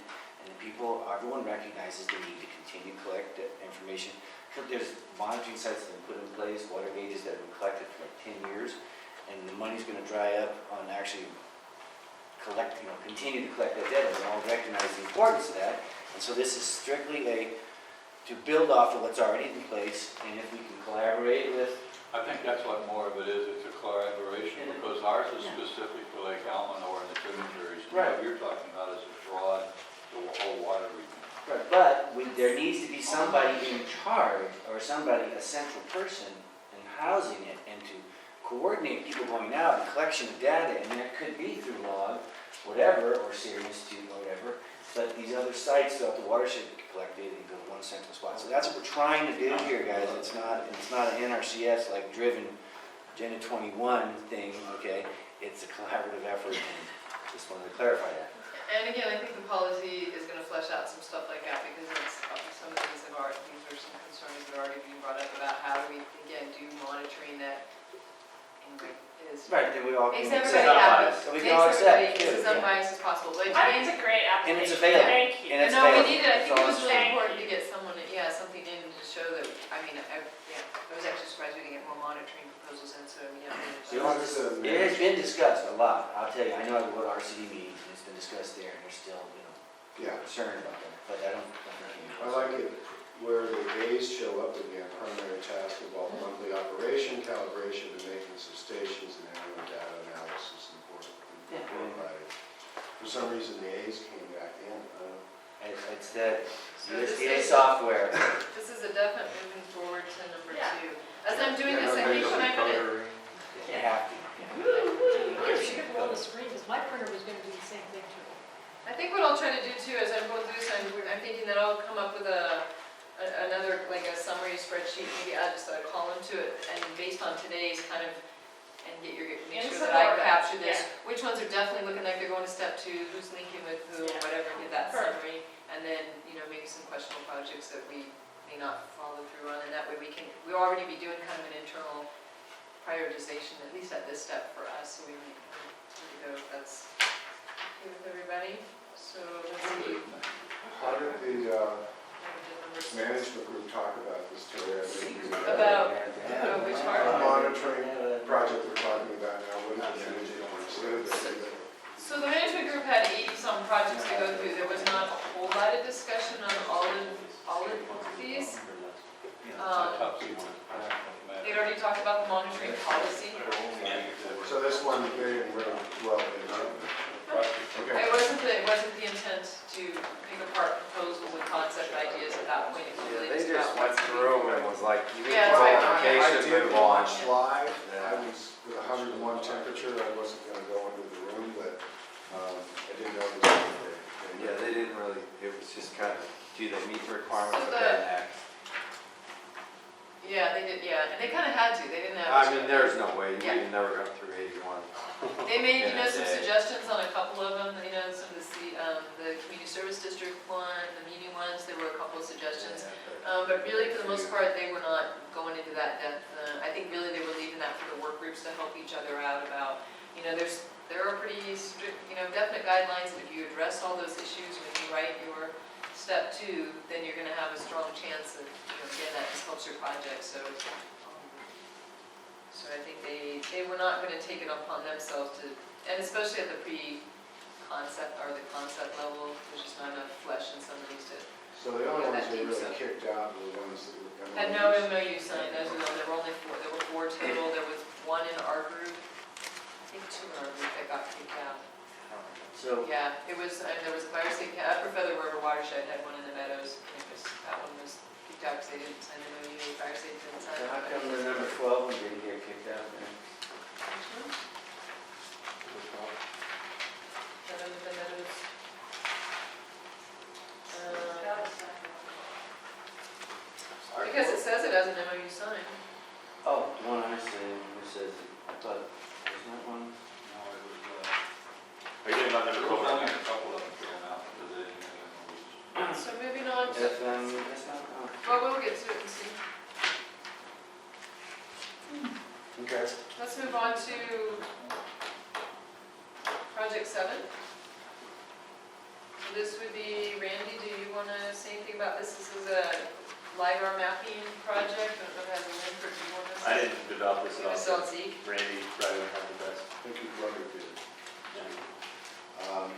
What happened And it- here well, and then the was, Forest Service, District Resources contacted me with some mapping proposals, and the idea here is that it would dovetail with the county.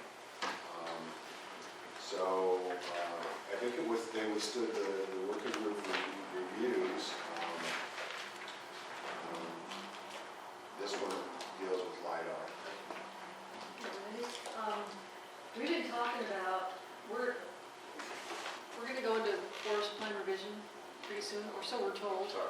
Hey, we're all getting dragged along together, Andy, I don't know if you got that memo, but, and we talked about as a tool for that, getting LiDAR for the entirety of the Columbus National Forest boundary, because we already have it for the fire areas, as it's pointed out in here, and Meadow Valley, but it would be a real tool for us in some of our larger landscape level planning. So, in terms of a match and potential for match and cooperating partnership with the Forest Service, probably Ryan Tompkins is the best lead for that.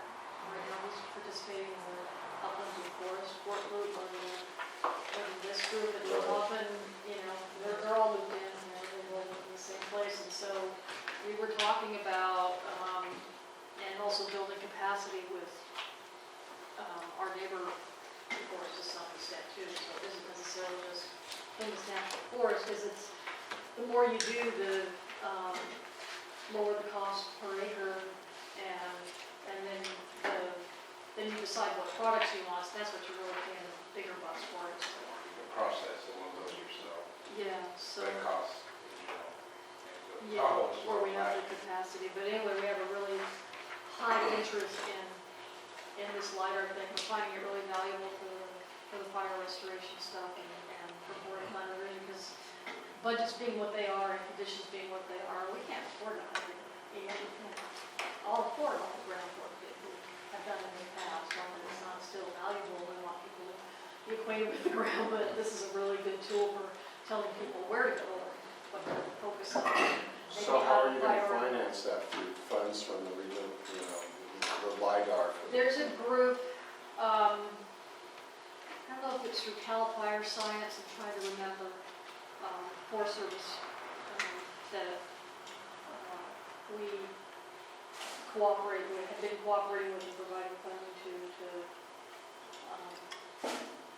to get these flights done. I don't know how it's done privately, but compared to Wick, I think we get a pretty good deal.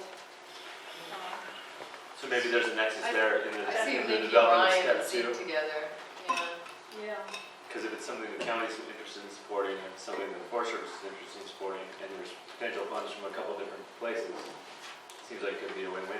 yeah, we might be able to provide. And I don't know how it went, Tahoe got flown last year, so we did that, but I don't know how they handle, you know, the larger bodies of private ground within the federal, if they're flying the forest. I know, you know, small pieces are probably getting flown, so that might be something to look at, like say, you know, between the Tahoe being flown and the Plumas being flown as national forest flights, you know, what does that do with the Sierra Valley? I mean, that's a big, you know, hole in the donut right Right, there. Yeah.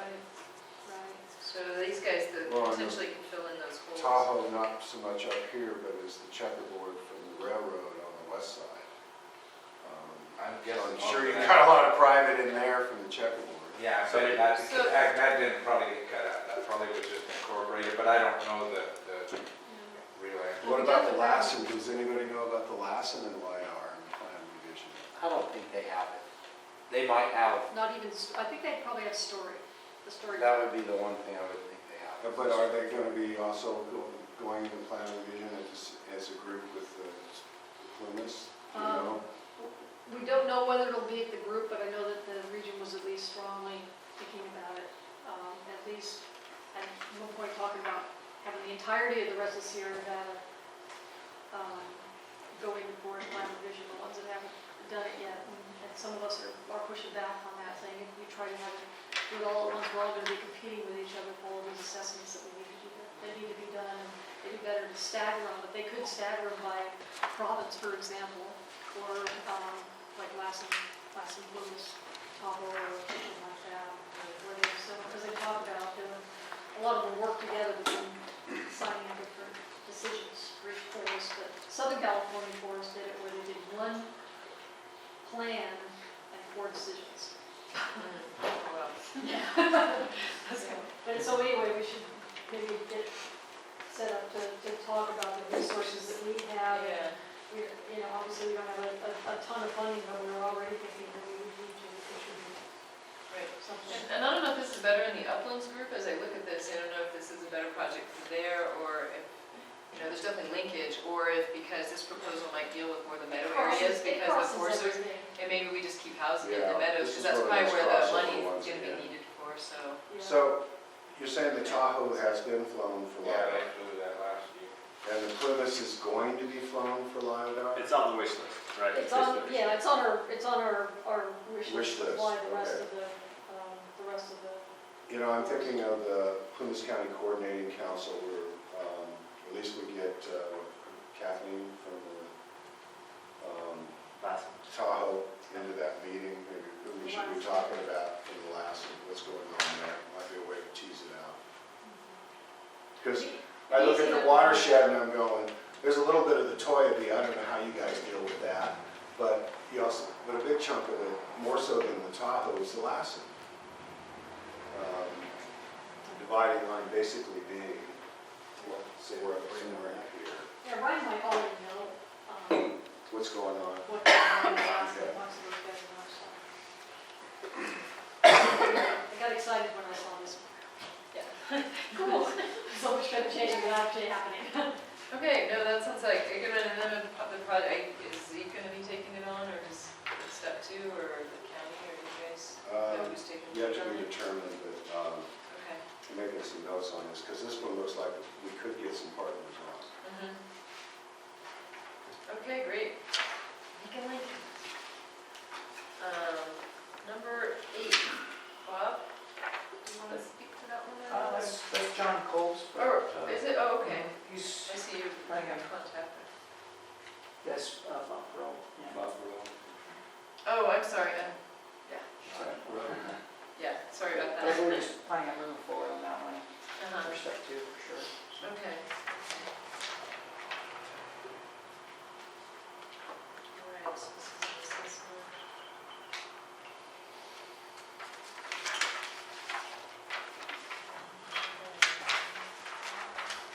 All right.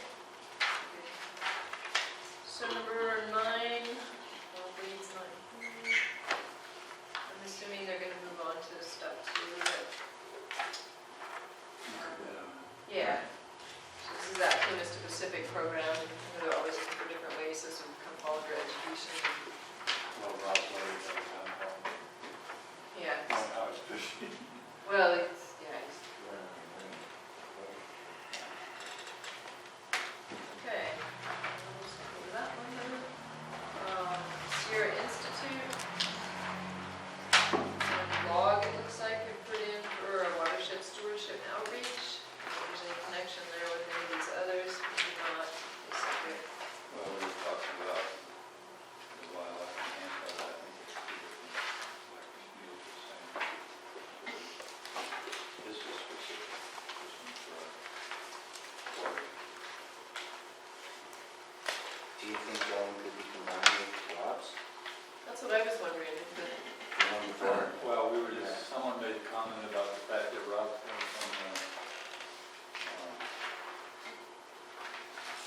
from Unified School District. I don't know. and that might be a tough one. I can see Rob wanting to have that be standalone, because that program has merit, Right. it's standalone history.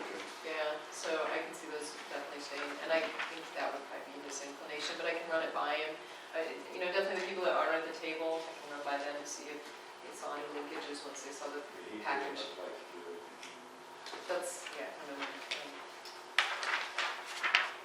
So then Sierra Institute, so I'm assuming they're gonna move forward with theirs, so I can solicit them for any linkage. I'm not sure they'll put together a good proposal. 1.75 million. Ooh, what did they get for that one? No, it's only 75,000. Oh, between 11? 5-year It's total. on 10, 75,000. It's supposed to be Sierra and it's we thought. What was on this one? Well, I mean, Charlie's not here either, so. All right, We'll talk linkage with Sierra Institute and Charlie and stuff on it internally, we're having a meeting. okay, and it looks like, I mean, they've already been linked on these, I mean, so does Sierra Institute, It has and, to do with values on the fields and okay, metal. so that's all to this side.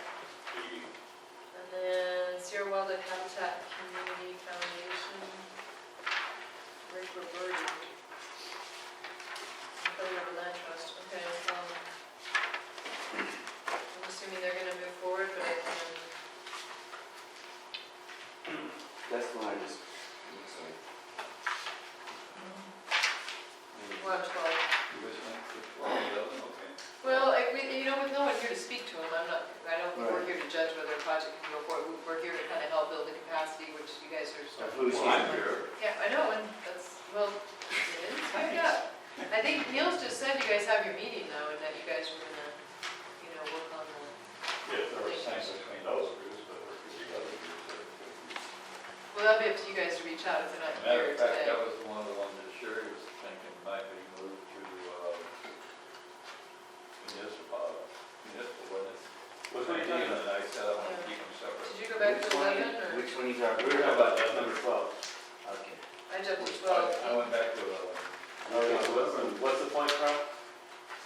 Well, when they had on the meeting on the 15th, Sherry was suggesting that possibly that one and the water quality thing would be put together, and I said no, and someone raised the question, because it's sediment and that kind of thing, did that really belong in this work group? Water quality. Have it- One of the questions I had reading it was, you know, dealing with meadows and things like that. This did seem to deal with, and you've got roads, golf courses, lawns, other surfaces around homes, things like that. Maybe it did belong in the community. Well, I'm just But saying then Muni's But kind it's of, water bodies too. yeah, that it's we're dealing with. hard to Yeah. say. Muni has been more the service districts and. Right, you know, Yeah. basically infrastructure. and Yeah, that's what I would thought, you know. like- It's up to you, you obviously can be free Well, no, on no, these, I'm just but making- it seems like it makes more some of sense the in this discussions one. that were going on besides what,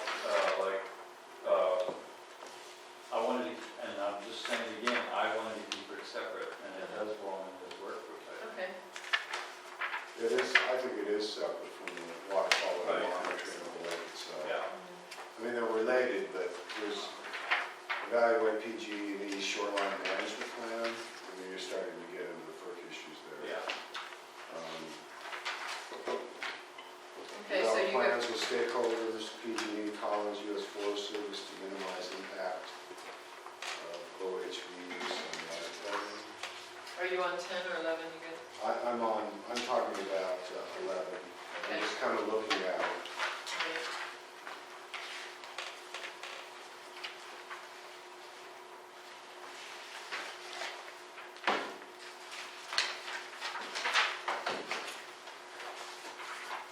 So it does seem like too, there may be some linkages you probably already think about it, but the Forest Service possibly when it talks about. Yeah, forest that was what, assessments. that's what I started to say was there was some comment that maybe it should go to uplands and forest group too, but I wanted to stay in this group. I think if water quality is your biggest, in a water body, is your primary thing, whatever those contributors are kind of don't matter if that's what you're really focused on. Now, if you were going to go up and do some stuff in the uplands, then I'd say come to that. But, you know, obviously, everything's Well, there is a integrated. piece of it up there, but this is directly. Bulk of related it's to right from the water, then I think Lake it's staying, yeah. Okay, so And the problems with that, what I'm hearing is that 10 and 11 are gonna go on to step 2, absolutely. and they'll stay in this work group. Okay. Now, is everybody doing okay? Does anybody need a break, or can we just keep going? Almost done. I know, that's what I feel like, so. Good. So this is the one I just commented on, Reverted. The 12, I'm right? not so gonna this- pick on anybody on person, I'm just only going to be consistent about whether they sign the MOU or not. Move forward, the copy I have shows that they're not signed or intend to sign the MOU. Yeah, and you know what, this one I really have to check on because there were some, like, Andy said, there were some email glitches with submission. Now, that doesn't look like an email glitch from submission because it looks like it did mark that, but the MOU might have come in. And that might have, Did this get kicked out? I don't remember that getting kicked out. I remember that only effort for the river, campfire, and there was, One of the one of the things, CSD groups. just Clyde. speaking from experience doing this, was that question, has your agency, organization signed or intend to sign an MOU? I checked no, because Beatty isn't going to sign an MOU, but we use a sponsor. And that's what they've done here, we use the Sierra Valley RCD as their sponsor. Mhm.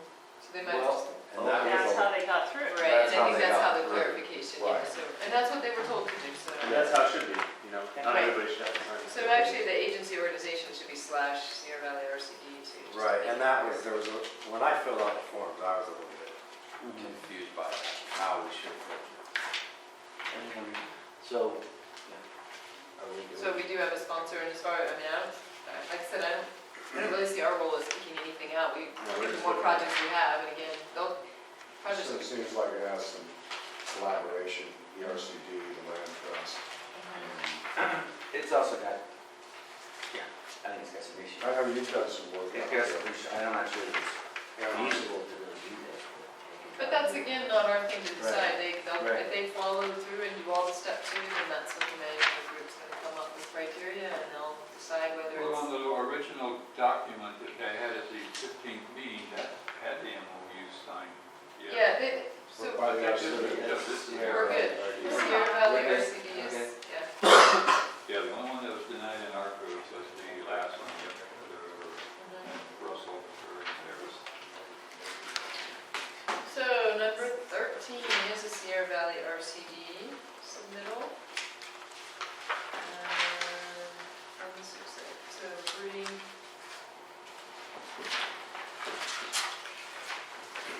So I'm gonna just let them, so we can move on to step 2. You're talking about pumping water out of the middle fork Different water bodies to go to put in the reservoirs in a different watershed. on the Little Last Chance Creek. Cool. For habitat. I'm not gonna stand in judgment, I'm just So it's interesting, Little Last Chance Water District is kind of a hole in the donut for this county's like controlling water conservation district. It's a separate little entity out there. I don't know if you knew that. That's number 12. What's that? So it seems like there's probably some components of this project that would tie into other RCD-related Well, projects. that's what I was On thinking, maybe 13. there was a connection with like. On 12, 13. okay. 12, Oh. 12 could connect with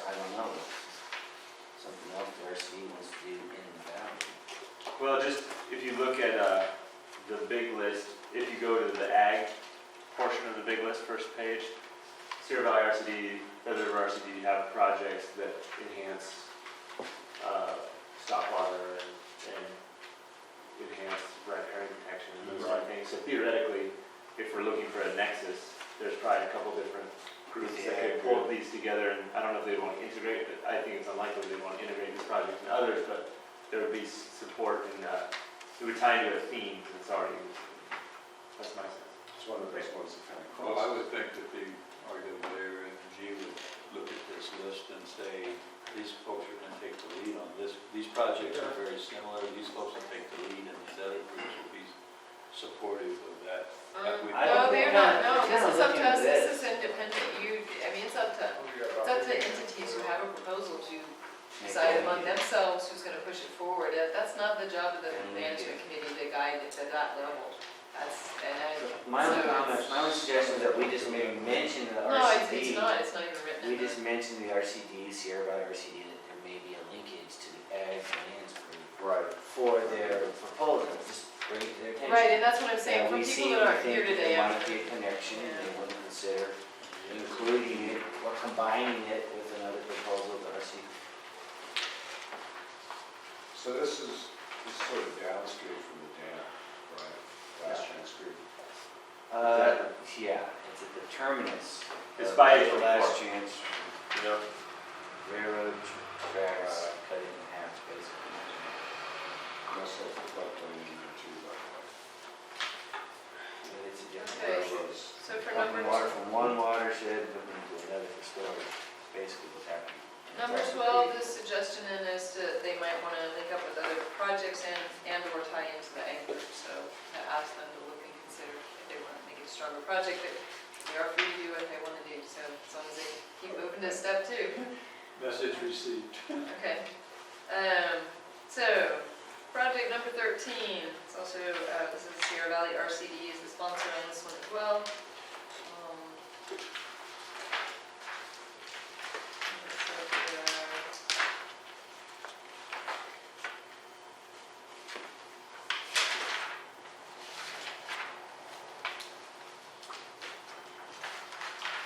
Water quality.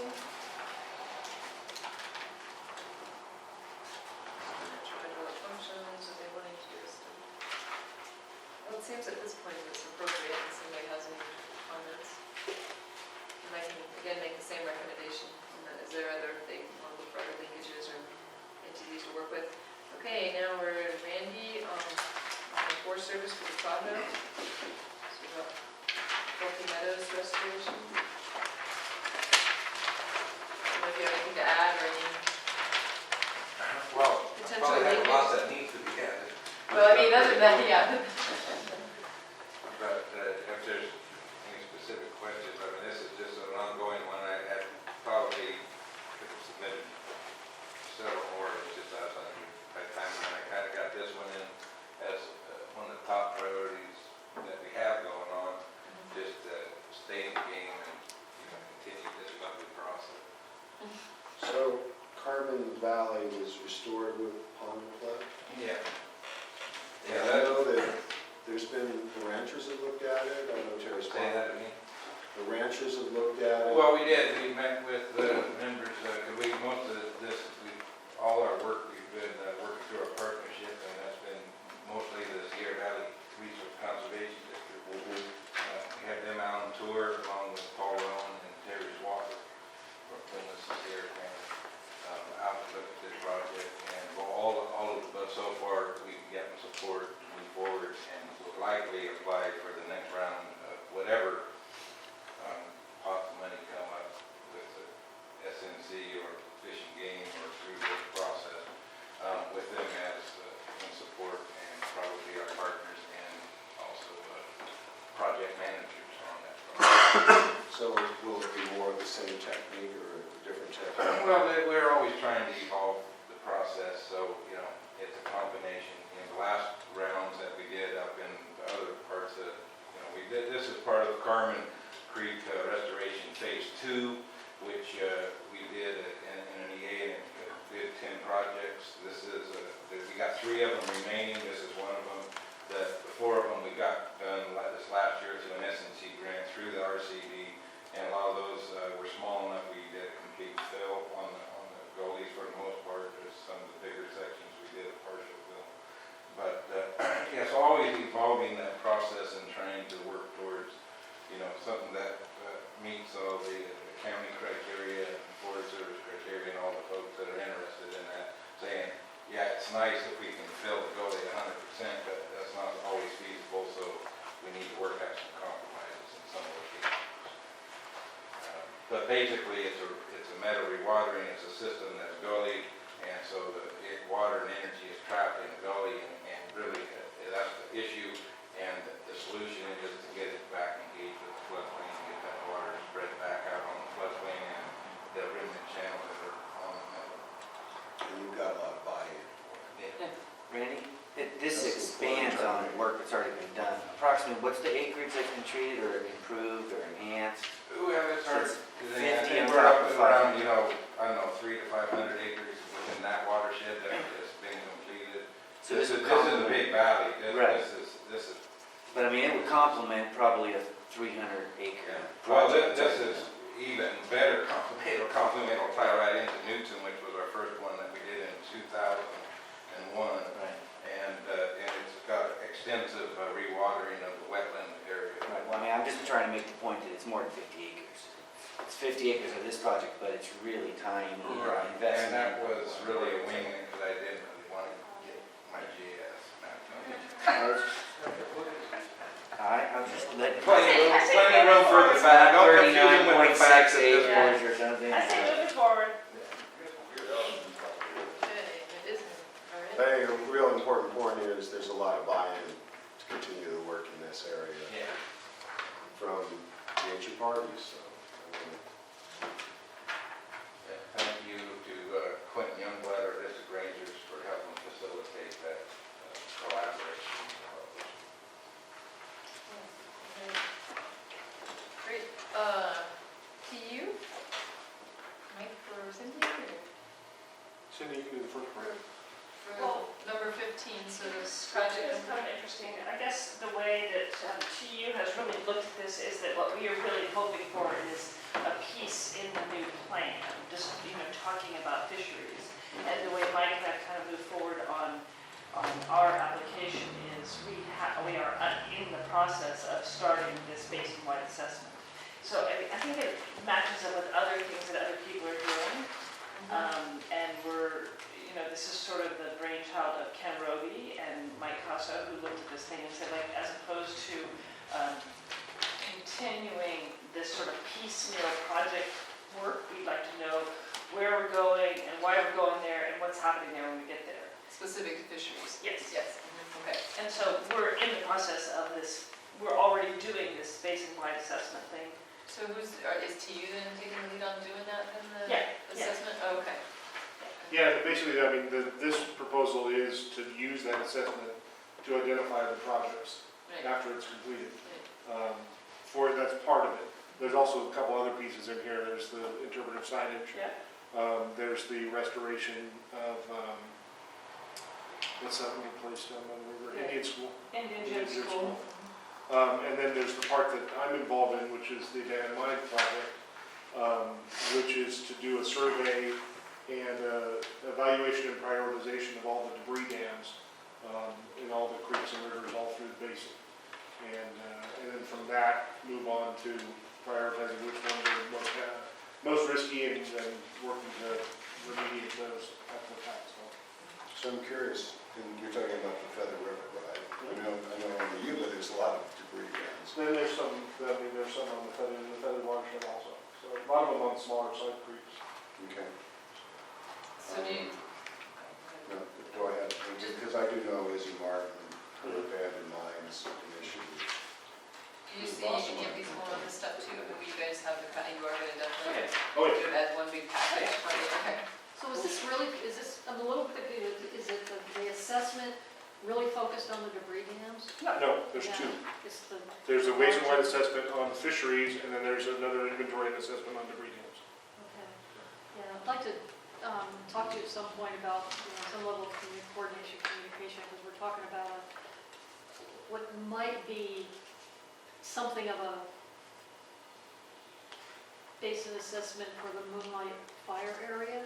Okay. So, because we're dealing with issues around fish passage, where to do it, where not to do it, and yellow-legged frog and so forth. And so, we've been having some internal discussions, and we plan to be talking to fishing and fishing Well, I wildlife. think- And I'd like you to, and you might be able to inform that and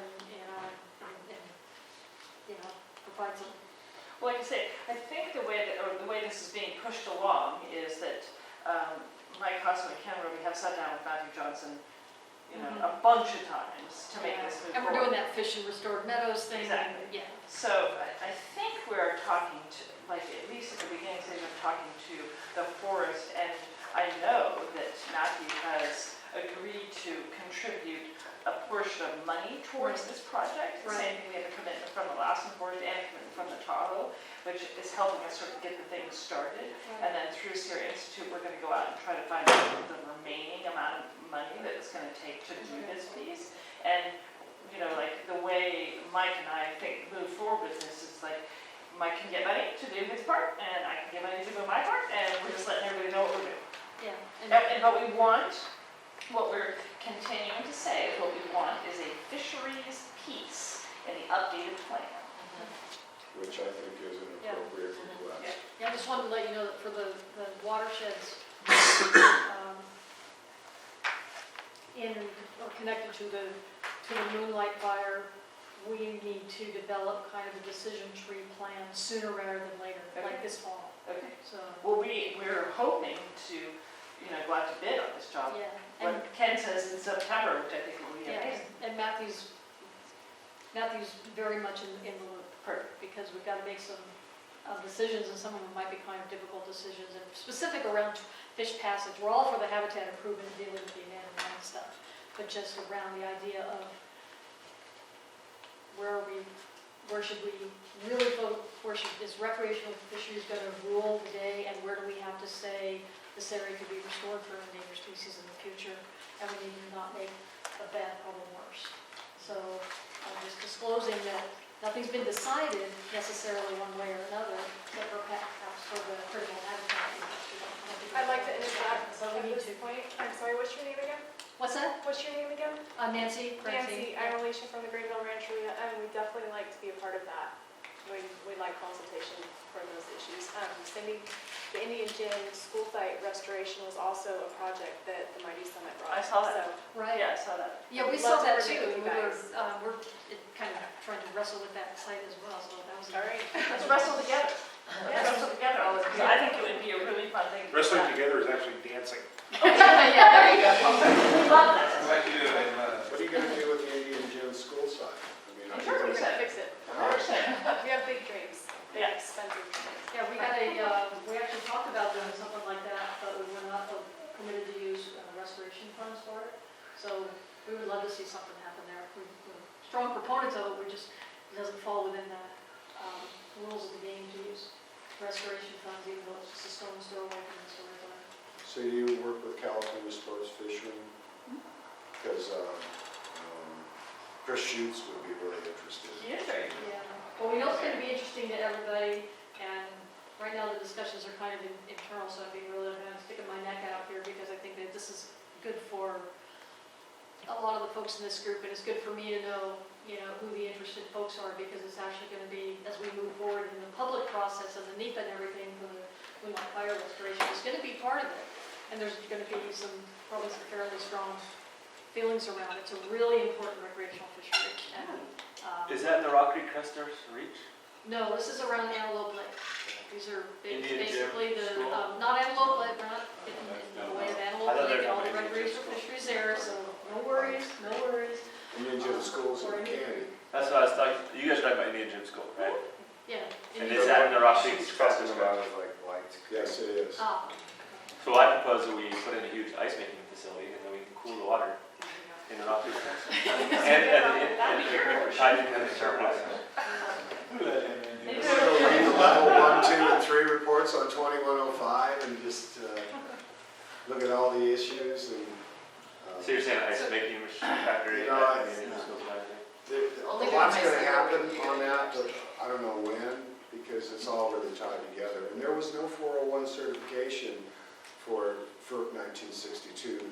The regional board missed it by one day. So the 401 certification is really coming down on 2105, which is the other part of the system. I've even tortured the water board representative Peter Barnes about trying to reopen the 401 certification for Rock Creek and Creston. Of course, PG&E will scream and yell, but they missed it. I don't know if anybody knew that. That 401 certification did not occur through 1962. And so again, we are already integrating with Alicia on that project, and probably some other, assistance from stuff that we're doing could help facilitate the other things, your other applications, is the way I see it. You're looking at me. And yes, we're It's a looking, really interesting. So you guys are interested, okay, so, yes. all right. Linkage, Linkage. excellent. Easy. Ding ding. How does this apply? There was the Moonlight Fire Restoration Plan that Mike Donald gave me, it's like this thick. How does this tie in with that? Oh, the strategy? The strategy that's developed, I don't know if anybody knows It's about that. informing the projects that are being developed. We decided not to piecemeal out very many projects. So an EA and the beginnings of the proposed actions are being developed now. So hopefully in the next couple of months, later in the summer, they'll be shaped enough that we can go to the PCCC with what we're looking at before we put out a proposed action. And if any questions about sort of any of the machinations, just I'm happy to answer questions. We just don't quite have anything ready to hit the street yet, but this assessment really needs to be part of it. We're making decisions for very expensive projects to facilitate fish passage, and we got to make sure that the frog is part of the discussion too. Absolutely. I think Ken's discussion about that is all applies, all, not just is what we're trying to look for. And the other thing that, I don't know, because I didn't get to go to that meeting, is that, Caltrans is in a 20-year planning process right now for Highway 70 and Highway 49. So that is kind of a really interesting thing. Like, I guess they had an open house in Portola that I did not get to attend, but there is somebody looking at 20 years down the road for Caltrans. Well, for us, they're looking at 3.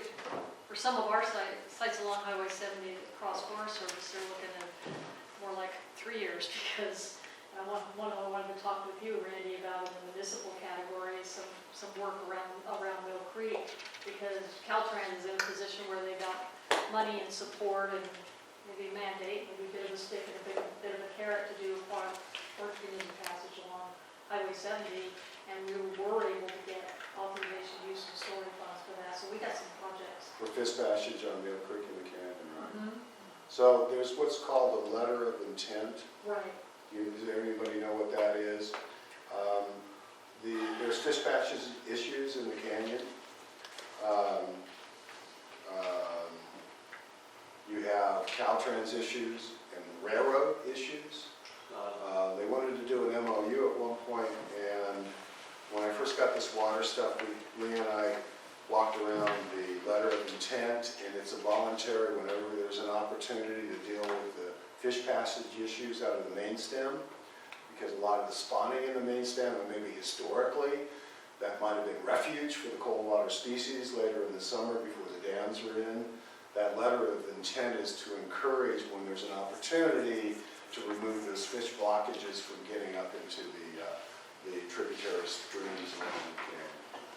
So there's what's called a letter of intent on that. But some of those we're looking to make reality, and some of it's a match, so that even the ones that are not on Forest Service, but that could affect Forest Service further upstream, are kind of a cooperative thing. So Russian, Sodaville, and a couple of other sites that could use some enhancements for amphibians. Randy, who's the agency that has the letter of intent or is going to distribute or whatever? I actually have a file on it because I ended up shopping it around quite a bit. I can't remember who developed it. Terry Simon Jackson was, Mhm. I think her and I actually went down and met with Butte County to get them to sign it. The big issues is the railroad. The railroad, to get them to budge to do any improvements. Well, the railroad is actually starting to, they're developing a steering committee. Do you wanna find the form? I know, I'm really and there has trying to been figure inroads out- with I the feel railroad. like this is not recently. getting that connection. Is this, okay, I well, think, one of the important things with dealing with the railroad, you probably want to first have, Federal Railroad Administration, FRRA. They're the only ones that will give direction to the railroad, or that's the only ones the railroad will take direction from. so maybe you guys want to talk about this a little bit more. So what I kind of see you doing, just because we finish these projects, you are not done to go. I'm actually really proud that we finished it, because what I think what I propose is There's that one we'll more. go through the last We haven't two. done I them know. all. Well, I know, I'm not done. There's 2 more. Let me finish speaking, please. Go ahead. I'm gonna go through the last couple projects, give us about a 5 or 10 minute break so you guys can create these stronger linkages. Then what I would like to do, because this is some valuable input you could have, I'll put it up on the screen, but we can have some input on the ranking criteria and any of our thoughts. If our work group has some strong things about what we feel should be in there, this would be the time to get it to the management group, because they are mixing some good, anyway, they make some interesting decisions Okay, keep moving. as a group. It's not on the agenda, I'm gonna go ahead and do it because it's something they're gonna talk And we have about. all this extra time. Yeah, well, I designed it that way, I kind of think this is important for us to have a sense in to see what we feel. So, project 16, I think we talked about it, you guys are going ahead with it, right? I had a very nice conversation with Mark. He's very interested in continuing down this path, working on this project. Mark? And this guy, Mark Hill from Ecosystem Sciences, project number 16. I think it Got is. it. And, yes, he wants to go to state for this. Okay, just let me know if we need, and I'll send again that same kind of message out to everybody if you need any help or support, we'll work with that, any linkages.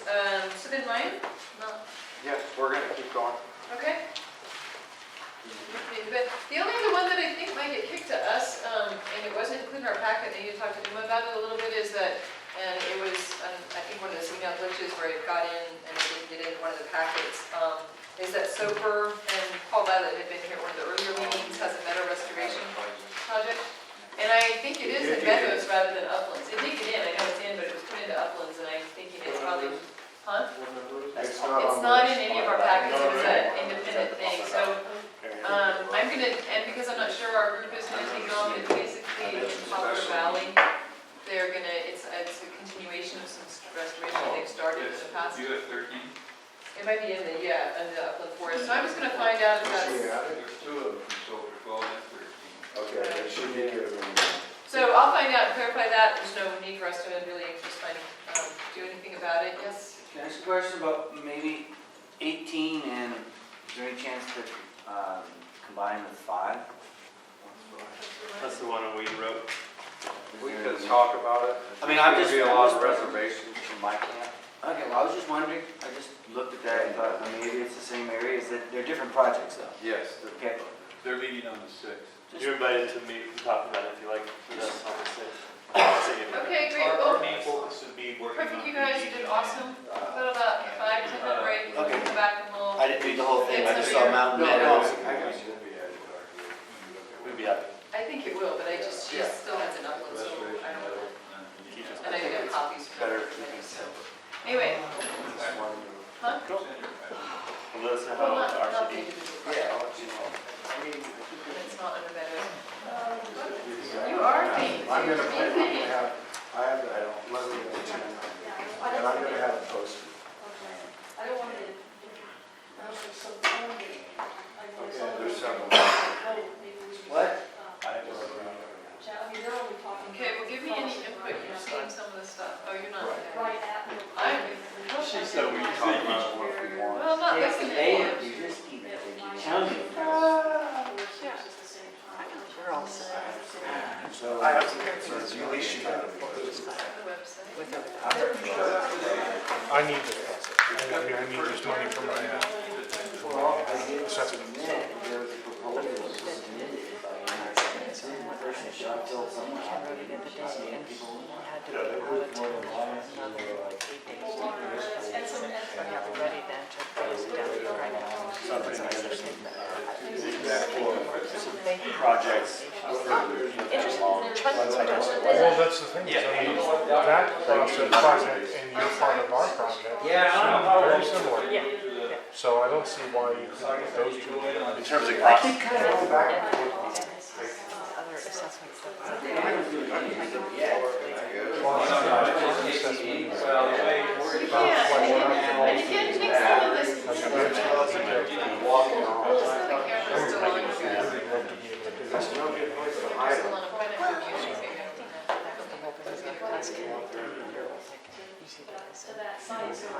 well, let's look at price. If I can get you to build it for a prep, if you can build it So for I've like got, $1. do you know the building, basically, moving bases,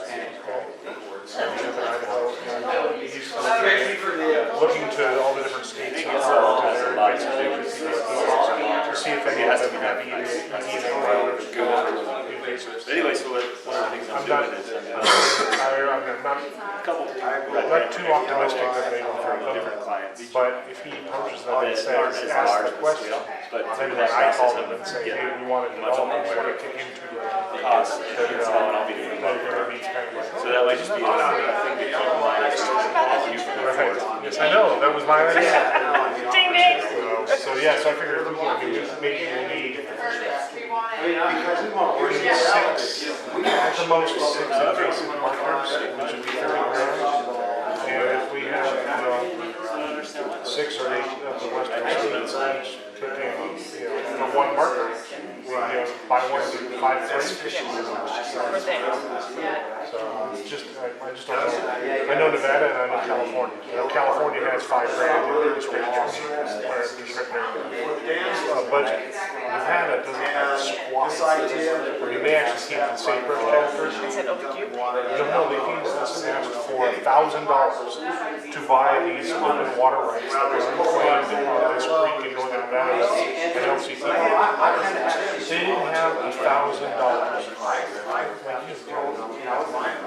So I don't know if I imagine Oregon probably more like California, but I don't know if you know. I don't know.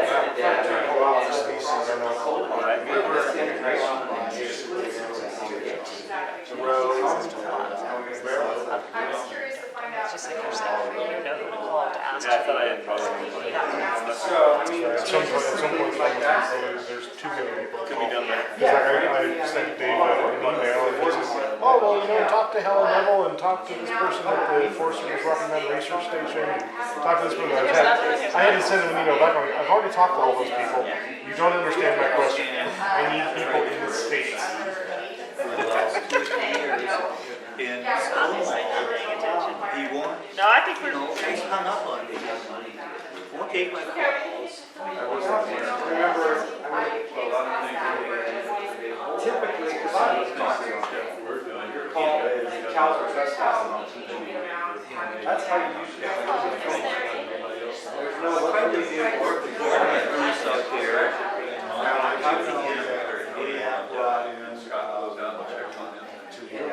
I know you send a letter. I don't remember threatening. We want, I mean, they're very much of a valley restoration. Oh, well, hey, we should. Well, no, I mean, it's not, it's commercial. You might interpret that as a threat, but what I was quoting was the legal precedent saying if a rancher puts his cattle on a property, knowing they put the rancher puts his cattle on his pasture, knowing they're going to go on a neighbor's property.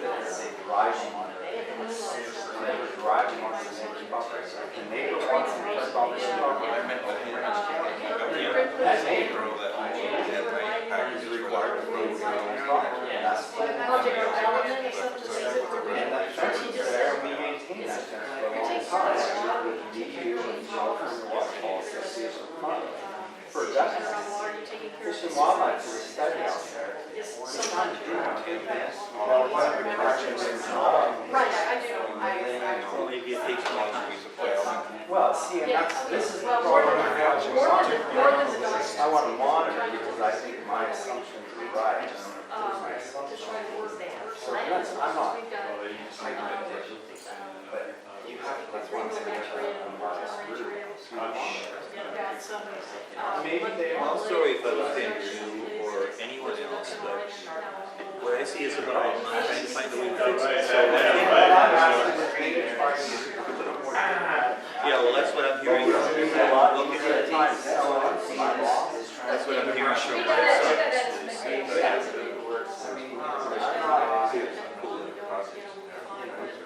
We're more than willing, we want to have it there. Yeah. I mean, I'll be honest, that a lot of this stuff is driving.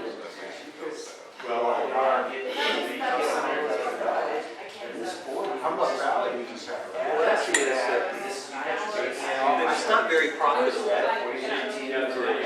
The land raising thing isn't very profitable, so there's no money to really. Very profitable. Well, You know how much the price of beef is right now? That's a real good investment. well, but I don't see any willingness to invest in marijuana. We are. I don't know. I'm very pleased to hear that.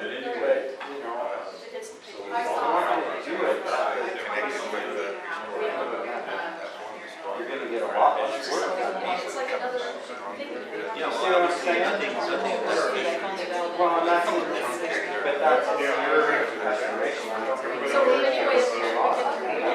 definitely talk about more. So yours is.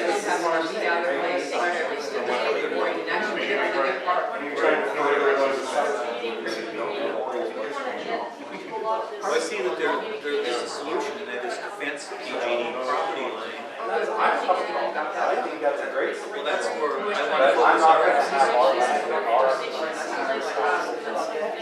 We did the matrix. No, I understand. And so that's gonna be your guys' responsibility. Yeah. So you want What I want you to understand.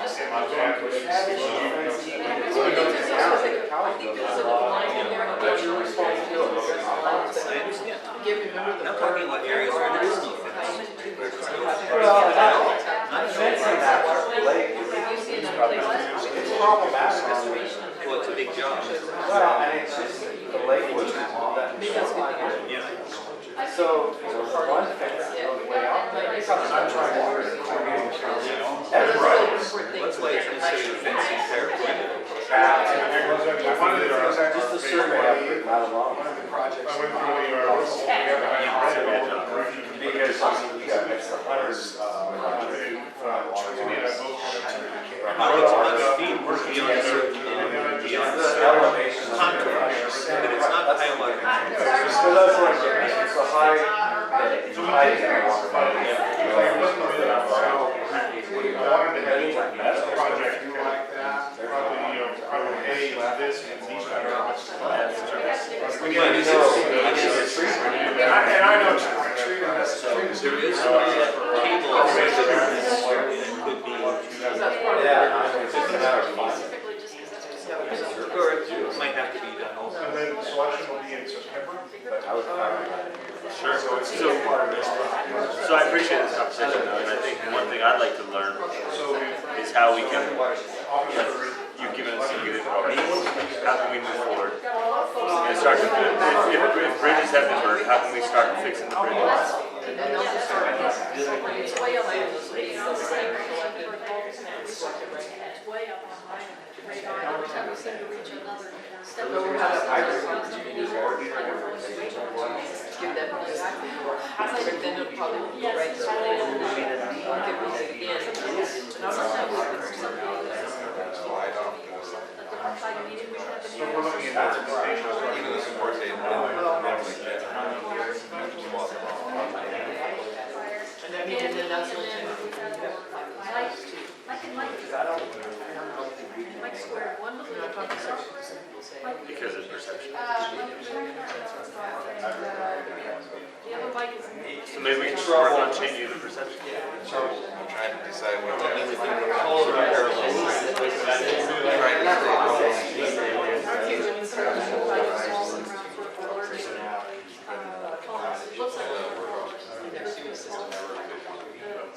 So that's always hard to more incentive,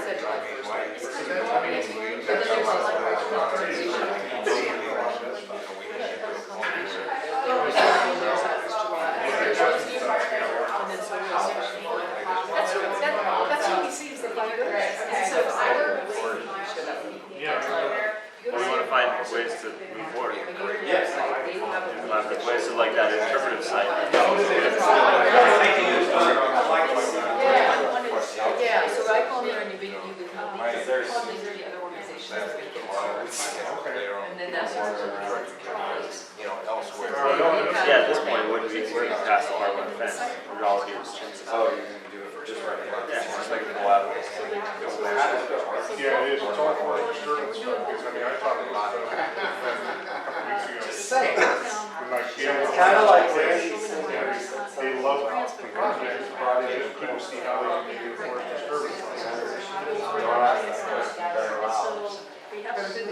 Absolutely. So like, and they're all kind of quick, like, They could go in and pull that. If I did that, It's a stream bed alteration. and They're probably great, I some. love doing it. By the way, It's 1,600. that's, you need a 1600.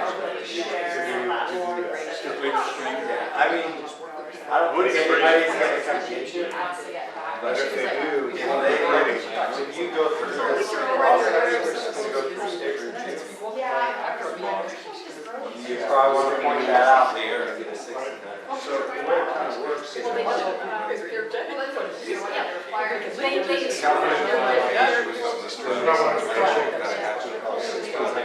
One number for public agencies and one number for private, but there is a distinction.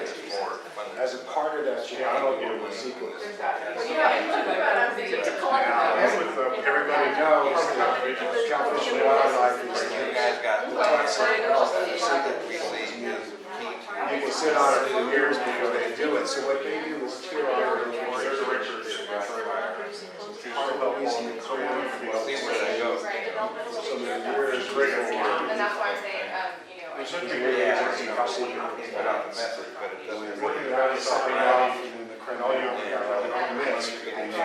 county won't do that, but and they call call it secret development. I know that, they never say it's. Legal liability. No matter what, it's ours. California RCDs can do that.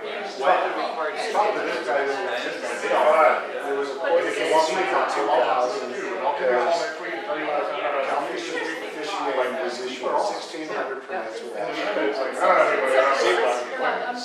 The court case came down, it was up in the Reading area, somewhere in there. And the court says, no, you can't issue street alteration agreements without secret. And that could be an exception. And then like, Yeah, but we're not moving the street bed, we're just. it doesn't matter, you're making something. I understand okay. I mean, I know what the. no, it's not federal, this is state law. Carl, what you're doing is you're working within the high water mark of the These guys do forest.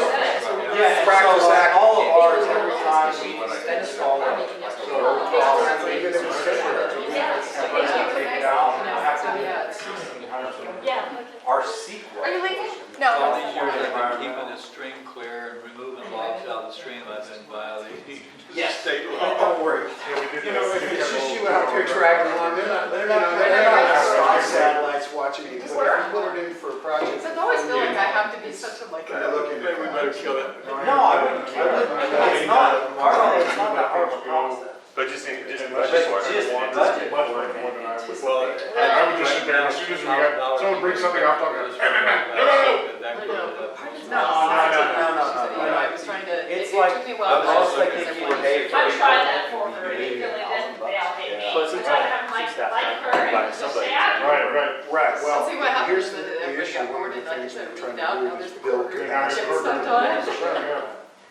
Which is good. And everybody's recognizing, I don't know how to write this grant and all that, the capacity building is something, I don't know how that's gonna break out eventually, but the RCDs, the Resource Conservation District, can be a emergency for safe Well, information. yeah, Okay, Which information? your group, Well, it's streaming live and then it actually. because you're not a governmental agency. So the tie-in is to find those partnerships, and what I'm looking at is the RCDs in this part of the state, the Feather River and the Sierra Valley, are sort of just reconstituting themselves really most recently. But they can be lead agency under CEQA. The Sierra Valley Groundwater Management District can be lead agency under CEQA. course, the county, and it came up, and it's tightening up for state dollars. So you must be aware of this. Sierra Nevada Conservancy was financing projects, not planning projects, but actually projects with nonprofits. And they woke up and they said, well, wait a second here, if you don't have a local lead agency, we're the lead agency. In other words, and I even had a conversation with Scott Morgan. When state dollars flow through a state agency, the game is they're responsible to make sure CEQA complies. And they shift that responsibility out, either through their grant agreements or through their local rules, but ultimately, compliance. Yeah, I mean, Quinn's got, that's got. So the question comes up with that secret compliance. They're on the hook. They're on the hook. So the Sierra Nevada Conservancy woke up just recently and said, we're not going to do secret compliance. So they're forcing partnerships with agencies like RCDs, the counties, who can be lead agency under CEQA. And that's going to get tighter, not looser. More ground than we Would thought. the end, was it Yeah, I totally. No, I would stay with the Like I mic. said, I have to pursue But some partnership presentations with to the RCD. And I think it's a word. Like 1:30 Just is giving you the details on how you have to Yeah, finish well, it. I It's a thought good way to about keep it a some little of more that, fun and I thought it was my property. Oh, really? And then I remembered, Don't get it's me started, waterways, Carl. yeah, And then it's they waterways, need your and that property, comes but the under high flood water jurisdiction. The high water mark of that creek is under the jurisdiction of Calhoun. Those are waters. There's a joke, okay, so I'm from Wyoming, and it's all managed by the state, the waters there are managed by the state engineers. They had it here in California, but they done it a long time ago. I think they blew it with water rights in California, but anyway, there's a joke in the state engineer's office in Wyoming, because your body is mostly water, and if you live in the state long enough, the waters of the state of Wyoming are owned by the state of Wyoming, and they own you. Yeah, that's their joking, but that's a reality. Within the high water mark, you have to be very careful. Because look, there's a guy Okay, up I think I'm here. gonna start rounding everybody up. Can we have a couple, there's a guy up here in Clover Valley. Yeah. There's a really nice house when you get into Red Clover Valley, coming up the Beckwith Junction. On the left, yeah. On the left. He's an attorney. His claim to fame is he put L. Ron Hubbard's wife in it. He has a house in Boston, a house in LA, and he hates Scientology, just so you know. And on his TPC property, built a cabin and a dam Didn't have a sign, so. on a creek. Turns out, part of it's on the flumes. Just internally Part of to it, figure it out. And he has to tear it out Whatever. and restore I it. remember seeing that, He yeah. has to tear it out and restore it. You know what it costs to restore a creek? That's him without it. Way more. Whatever wealth he has is all gone. All my Right now, I'm not Apologize so much, you guys Either are knack with continuing. No, we're done. Somewhere else. Antelope dance thing. And we'll get started. It's built for recreation floats. jump off. I didn't realize that.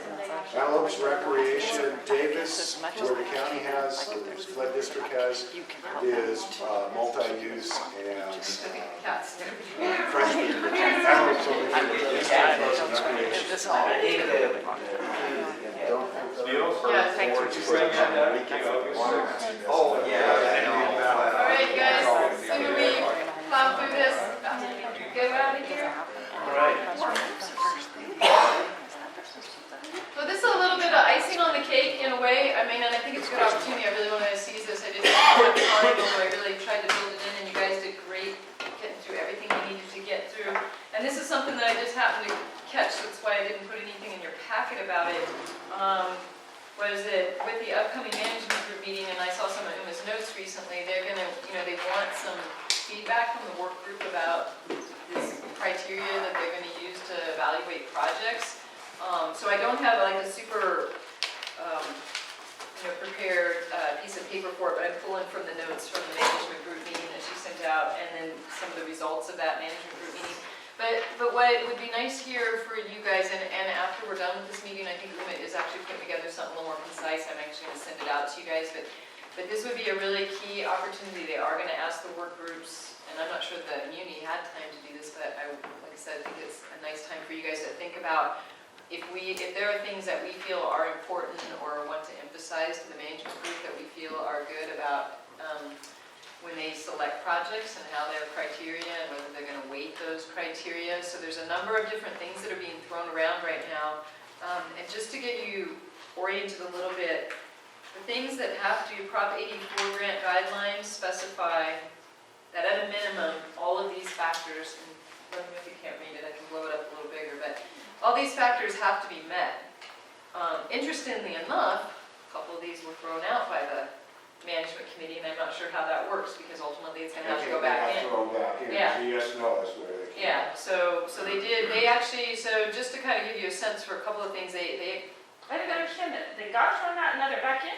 have to be, these are Prop 84 guidelines, So so I don't even know they're how not- they were allowed to be thrown out, and that's, right So now, this list. but the So the two, first time the management group met, they threw them out, and then Uma and I said, can't do this, they go Probably. back in and tell them you can't throw it out. So they came back in. But can we So- add to this list? yes, we can, yeah, and so, but technical feasibility and project status, i.e. was it shovel ready, were the two things that they nixed. They will have to go back in, obviously, because we have to follow Prop 84. We might even have a couple more guidelines for the Prop 81 once they put that solicitation out, but definitely these core ones, at a minimum, the projects need to be evaluated based on these. So one of the other things is that the management group's gonna have to decide on what the criteria is. Do you weight all of these equally? Do you weight them with points, which is the way that many groups have done it? They give 3, 2, 1. You know, if the answer is yeah, you know, depending on how well the project addresses these topics. And these are teased out into some more specific, and again, I'll send that more specific criteria out, but it's just to give you an idea of where these guys are thinking, and they haven't decided yet, so you could have some input. You know, things like, do you evaluate all of these things equally? They've also gone through and wanted to make some of the questions just a pure yes, no, and some with points. So the yes, no, not really letting you rank much higher because you're just going to get a yes, no on it. I guess it would let you rank a little higher if you're yes, but not using the point system. Also, they may decide to weight some of them and say some questions are worth 20% of the ranking points, and another question is going to be worth 5. So I think just based on these gross topics, and if there's something else you want to add, as Dan mentioned, maybe getting a sense from the work group, what are the things that you value? How would you like your project evaluated, basically? What are some of the important parameters that stand out to you that you say, I think this is how projects should be evaluated? Because I think that they need that input. It's not, I'm saying this on camera, it is not a completely diverse group, though, in terms of backgrounds. And so I think that it's important that at all levels they get feedback, because we do have a very diverse background in here in terms of, yeah, just the whole range of what we work in and how we work on projects and stuff. So I will open it up to you guys. I don't know if you want to go just item by item, and you guys give me some feedback about whether you think, oh, we did. Well, I'd like to make a comment, it's hard to do this. It's hard to come up with ranking factors. So do you I've struggled with it for many times. It's like I think you did, that, I'm not sure why. Don't mess with the power. Well, but. that's the only way that made it work last time. That's what happened. It's too much time. Maybe you're on the board. But I mean, One thing I see is you've the already cost. said though, is these are the factors That have to be there. must. It's not so These key must or be, they can so- be added to, but how you use these is not, that's What about kind of ones that- up for negotiation, like if you evenly weight them. And again, this is just to allow us to, so give them an idea of like how we would do it, what we value, so it's. Well, I'd like to throw, I think it might be easier to have just, that we have to have these. We're not sure how to weight them, it's the first time we've seen them, so it's hard to kind of figure out the weighting of each one. But I think that's an important consideration, maybe think about that, but maybe consider which ones we might want to add based on ranking things, projects that we've done in the past individually, are the things that we would like to add to this. One of the things I think could be useful is, I don't think it says anything there about matching funds or, percent, like if people bring, it just says feasibility, benefits and costs on one of them. Right, and that's not a Prop 80, apparently that's not a Prop 81 minimum requirement you have to meet, but it does. But if we want to put it into our plans and try to select a project, wouldn't it be good if 50% of the money was coming from, there's a matching fund Yeah. component Or to at me. least a match. Some kind of matching fund shows commitment by the sponsor that they want to move forward. So I'm just throwing that out as a possible factor that would be considered. Just so you know, at the, because that was one of the criteria that Uma had added into when she proposed a couple of different types of ranking criteria to the management group. And at their May meeting, they actually threw out matching funds and leveling criteria of number of projects submitted. But they threw out matching funds. And they made, But we can not to put it say back that it in. can We be, can well, that's what I'm suggest. saying, that's We why I can think, if suggest. we feel, no, we should, and that's why I think this is really important, is the work groups need to pressure. In some of these areas, it's it's your projects being evaluated. I think that it's important that you do have a say, because again, I don't know if that group has had a ton of experience doing a lot of this stuff. Everybody here pretty much has written proposals and knows how this works and. Well, that's just one comment. There should be in kind too. Exactly, yeah. Include in kind. Yeah. So, Including in kind. Terry, I have my staff report from the June 15th meeting. Okay, did they re-put that one in there again, or? And is that- let's just talk about the ones they have a yes/no on. Okay, I can do that, I've got these here. Technical feasibility of projects, a yes/no. Environmental justice considerations, a yes/no. Project cost and financing, I think that's where your matching fund is, a yes/no. Economic feasibility is a yes/no. Project status is a yes/no. And contribution of projects in adapting to the effects of climate change and reduction in greenhouse gases is a yes/no. The one that they have, and they don't have a weighting, they just have looking at points, relevance to IRWN plan objectives, there's points, resource management strategies, points, statewide priorities, points, drought preparedness, there's points, impact if not funded, there's points, community benefits of common interest, water conservation, water supply, reliability, fire protection, consolidation, regionalization, there's points, and disadvantaged communities or tribal communities, there's points. So I'll back up with Randy then, and maybe, and I was kind of moving in that direction, but you jumped out at me, so, Jumped but it's ahead. fine, it's Sorry. totally fine. No, I'm not married to anything here.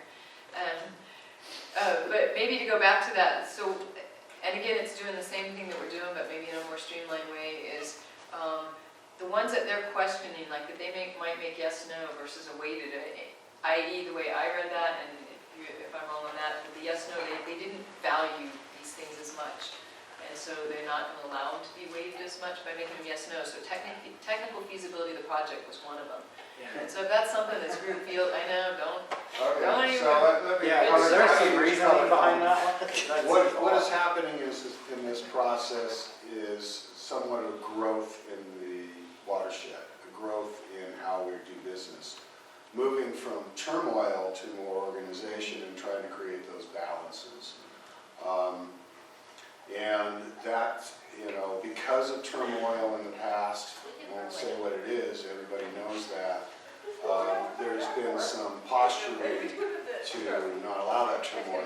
Again, in doing so, some things are getting, they were thrown out and we had to go back in. No, you can't do that. One of the things that I saw, even though I wasn't at the meeting on the 15th, was some growth, because Uma and I had anticipated a lot of turmoil on the 15th when they reviewed the projects. We strategized how to deal with that.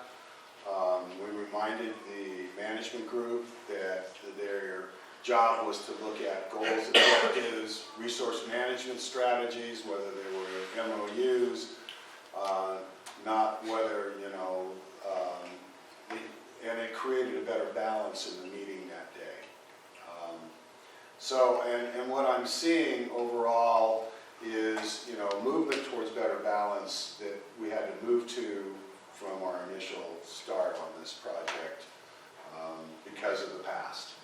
So it is moving forward. And yes, they have something like climate change, that's still a debatable issue with a lot of folks, some not with some. And, there was was some questions, why do we even have to look at it? Well, you have to look at it because, so they yes noted. So that's kind of Terry's right in how they've done it. Right, and I think what I really want to do here, which I appreciate the background too, but I'm also looking at time, I want, because I've got this group of people here that are engaged today, is like just to get your feedback, regardless of what the management group does or why they're doing it. Right today, if I can get your feedback, even on like, you feel like these are strong things, would you really like to see them? So like technical feasibility, which is something they seem like they're getting educated on and being on the fence, but if they hear from the work groups that this is something important, the way we want our projects evaluated, then that's a good, strong message that we're sending to them and hopefully can guide I'll make the that motion. decision-making process. If you think technical Don't feasibility you is think something technical strong, then feasibility that's... should be considered? It should be considered. Well, it could consider, but is it a real, it Yeah, it should shouldn't be be a a yes, primary, no. a primary But I parameter. mean, why would any of them be a Yeah, yes, let's no? not go there, let's keep moving. I'm Leaderly technical There has to feasibility. be growth in the perspective in the watershed, and we're achieving some of that. You know why some of these issues are here, we don't need to get into it. Right, But so, the point being is it makes the whole plan a stronger document It does. if we justify our actions. and we just This gotta is get so there. simple. So those points should be So, technical, used for that. Technical, What yeah, about I think so. economic Absolutely. feasibility. Yep, I got that one. So Absolutely. I'm hearing that loud and clear. Economic feasibility, and I'm going off on my list too here, which may not quite follow, it falls into these parameters, but yeah, G is economic feasibility. So that was one that they turned into a yes, no. Don't know if you guys have a strong feeling or not about that one. If you don't, Is that economic feasibility or economic benefit? well, they're saying, it's in the 84 stuff, they're saying including water quality and water supply benefits and other expected benefits and costs. So that's G. Yeah. That's like a cost benefit analysis, right? Yeah. It's like, is it the $1 million you're asking for, you can buy you an acre or 1,000? Right, exactly. I mean, should that be an important factor or not? For Yes. Oh, yeah. An important factor, okay. You had mentioned something about project status, yes or no? I wasn't quite sure what that. Yeah, that's What what's, does that mean? Does it have a status? Is it shovel ready or not? You know, type So, of thing. That's a good so selection. that's shovel ready, so is it ready to go now, or is it? Or at what stage, how ready is it to go, and should that have a bearing on the ranking, which kind of makes sense if you... I don't think it should. Uh, No, I think you look at the benefits and you decide, you know, what gives you the best benefit. And whether it's, if you have something that's got a bad benefit or a low benefit, but it's ready to go, Right. you know, why would you still spend the money on it? Well, that was the original argument, is why they wanted to get rid of it, because of, right. anyway. Yeah. So shovel ready isn't necessarily a criteria that No. would require points, Yeah, but that it would would- be yes or no. Yeah, exactly. Yeah, and I I might change that see their from logic. status to I can shovel too. ready. Yeah. Makes a little Change the sense, termination, yeah. the terminology. Yeah. They didn't want to be faced with shovel-ready projects that didn't meet any of Didn't the... do anything. Right. Right, up to rank, yeah. You put in a bunch of shovel-ready products that Yeah, it don't. needs to be set up in a way that it doesn't drag down a project that's really, really valuable, but isn't. That's, okay, I was just looking for clarification, that all makes sense to me, makes sense to me. So we'll do yes and no on that. Then J, contribution of the project in adapting to the effects of climate change was another one that they turned into a yes, no. Is this something that you feel we know enough, I mean. Well, so the yes, no is, does it contribute or doesn't it contribute? Right. Yeah, it's not, It has so to it's be not in very there. weighted. It There's has no- Well, I know, but I mean, shouldn't it be more like a graded scale so that it has That's- very little impact or a lot of impact? That's what I'm trying to get feedback to give Yeah. them And from they you should guys. like if that's- 1 through 5. Yeah, or they've got a 1 through 3 scale that has come up with in a lot of other I think that one should IRWs. have the High, points. medium, low at least. And I mean, that one Okay. is kind of particular to what kind of grant application you're doing too. I mean, I know this is Prop 84, but for us, when we've been doing some of these grants with CAL FIRE, Well, the greenhouse gas, if you can prove more greenhouse gas reduction, you get grant. right, and what's going on with new state legislation, I look at some of it. Other this morning, applications. It's all greenhouse gas, It climate is. change. So, Randy, on that yes, no thing, do they give a point for yes and nothing for no because of all the overall point rating, or they just, there's Yes, no no. consideration for points at all? So it's probably just a lateral, you know, where they don't, you look at your total amount of points possible, and if it's a yes, no, it has no primary bearing on it. Well, the yes might bump, if you can answer yes to all those questions, it probably bumps it a little bit, but the point is, it can just not, It's it not gonna doesn't sound like drag it's you gonna down. have a very much effect on the whole ranking, because On that subject, a I could be suggestion I wrong. had, They're because just still working this what I out. heard you say is 3-point rank, 1, 3, I would suggest for the ones that they're gonna actually numerically value, that you have a little bit greater scale than 1 to 5. The 1 to 3, you might not get the separation Well, and that may on be a way, projects. And that's just a no, comment. that's a good point, but that may be a way to, emphasize some versus others, is some of them get a 5-point scale and some get a 3-point scale. So And I the think with the direction weighting that is what they came from want to Russell do with that Reed. too. Yeah. They wanted simplified, and when we initially brought to them, they went, so I went in, and okay, Russell, you wanted 1 to 3, and it didn't really change anything. I mean, I went in and made the changes in that file. It didn't really change anything from the original, which was broader, just so you know. I think it I was just probably thinking, not when you're gonna looking change at that. stratifying projects. I think the other thing to keep in mind, Terry, and I need to say this, is when this initially was brought to them, we hadn't solicited the projects, and we hadn't put them into the categories that we're now, and I think they feel comfortable that, municipal's in its own, streams, forests. So that's why this still is a work in progress, because when you start putting those things into categories, what you thought would be competing against each other may not. And I think that some of their initial feedback was based on that overall, and now it's in categories, so this could be modified. One of their concerns at the June 15th meeting seemed like for the volume of projects and having to get real specific to rank each project. I don't know, I kind of had that impression. Well, they're kind of blown away that we got 80 Yeah. some projects, which is pretty impressive given, and we missed a lot too. We didn't get them all. I know we didn't get all the municipal. I know we didn't get all of them from everybody, but we got a whole bunch more than we thought we'd get, which is pretty impressive for the watershed, given some past turmoil. People stepped up and did it. Well, yeah, but the first word went out, there's only 3 or 4 projects being proposed, and everybody's, well, hell, let's jump in there and put these in there, we can get something. Well, and I was real active in getting, I wanted to do some projects. So, any other comments, so that we didn't Well, discuss? we have one more, just that they have as a yes/no, which is the greenhouse gas one, so do you guys want that one to be a weighted one as well, so K? Well, kind of, Or, some of the stuff's a little advanced technically for some people, so it might be hard to ask them. and that might be part of their thing with greenhouse gas, because it's a new Just, technology. so I mean, we don't want to put too much pressure on them to have they might not have Technology to measure it the is- skill to rank. If you think about it logically, just about every project Is gonna have.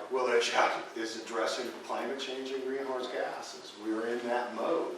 If you fix a stream or you do it, you're contributing positively to climate And change. it's a So very difficult thing for most people to quantify, and most Well, organizations to even quantify. CAL FIRE just now, with its first round of grants that you guys just put in, we just talked to the stewardship committee, they have had to stop because there's about 3 different models out there that are recognized scientifically right now to measure greenhouse gases.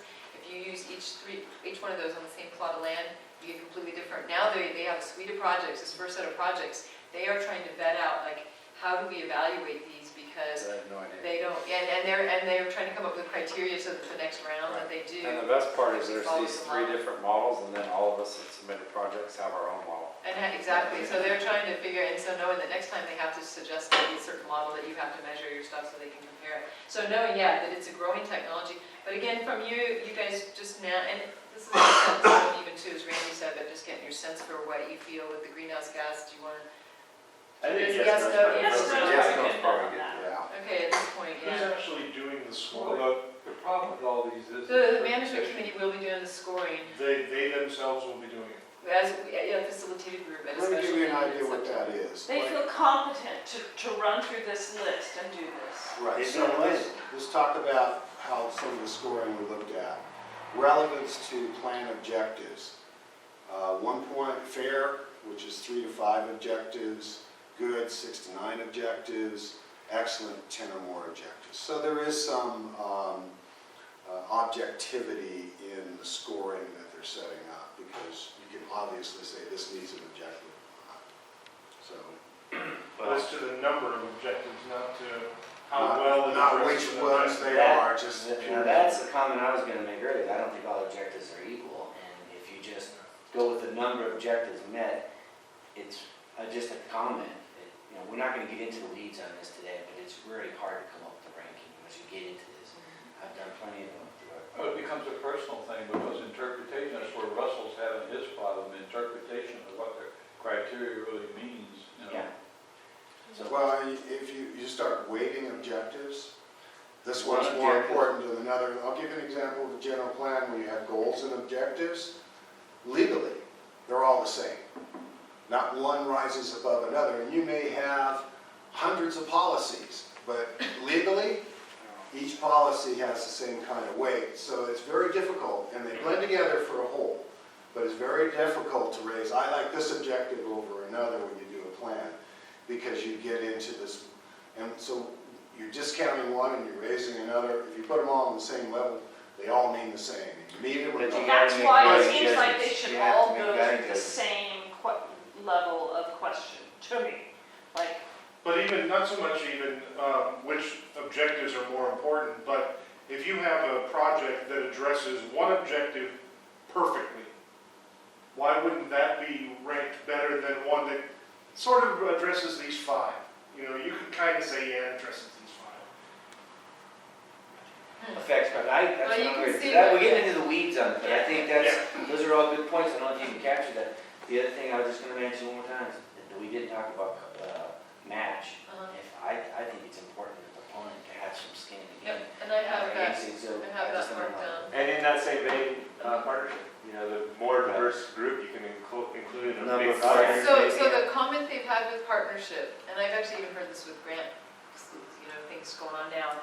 The comment that I heard a couple meetings ago, I think in regards to partnership, so just so you get a feedback for another side of looking at it, we looked, because we all recognize, yeah, partnership looks really good and powerful, but they were like, how strong are those partnerships? Are you just writing something down and saying, yes, I collaborate with so-and-so, and oh, you write a letter and they sign it, and they're saying they're gonna collaborate? They're going, do you really give more credit to a project that was able to go run around and hustle up 10 friends to do that?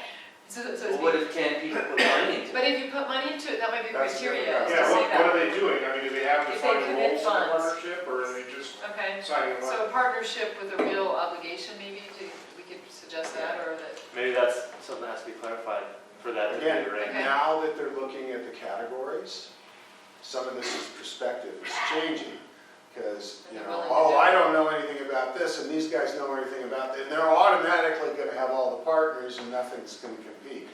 Because of the categories that exist today, the perspective is changing on all this. and It's a partnership growth. might be more valuable because it'll be partnership within your work, your common entity, you know, and you're not competing against. So that's gonna shift in their minds now that we've separated out the categories for Well, prioritization. what about It's good to the share. different groups, if you had support from all five, municipal, tribal, Meadows, forest, every one of them, or I don't know how you do that, would support the project. I think there's Internally, arguments for you would partnerships then- getting and- stronger. And there was a partner in that, you know, committee, whatever, that group, that's gonna put $10,000 in.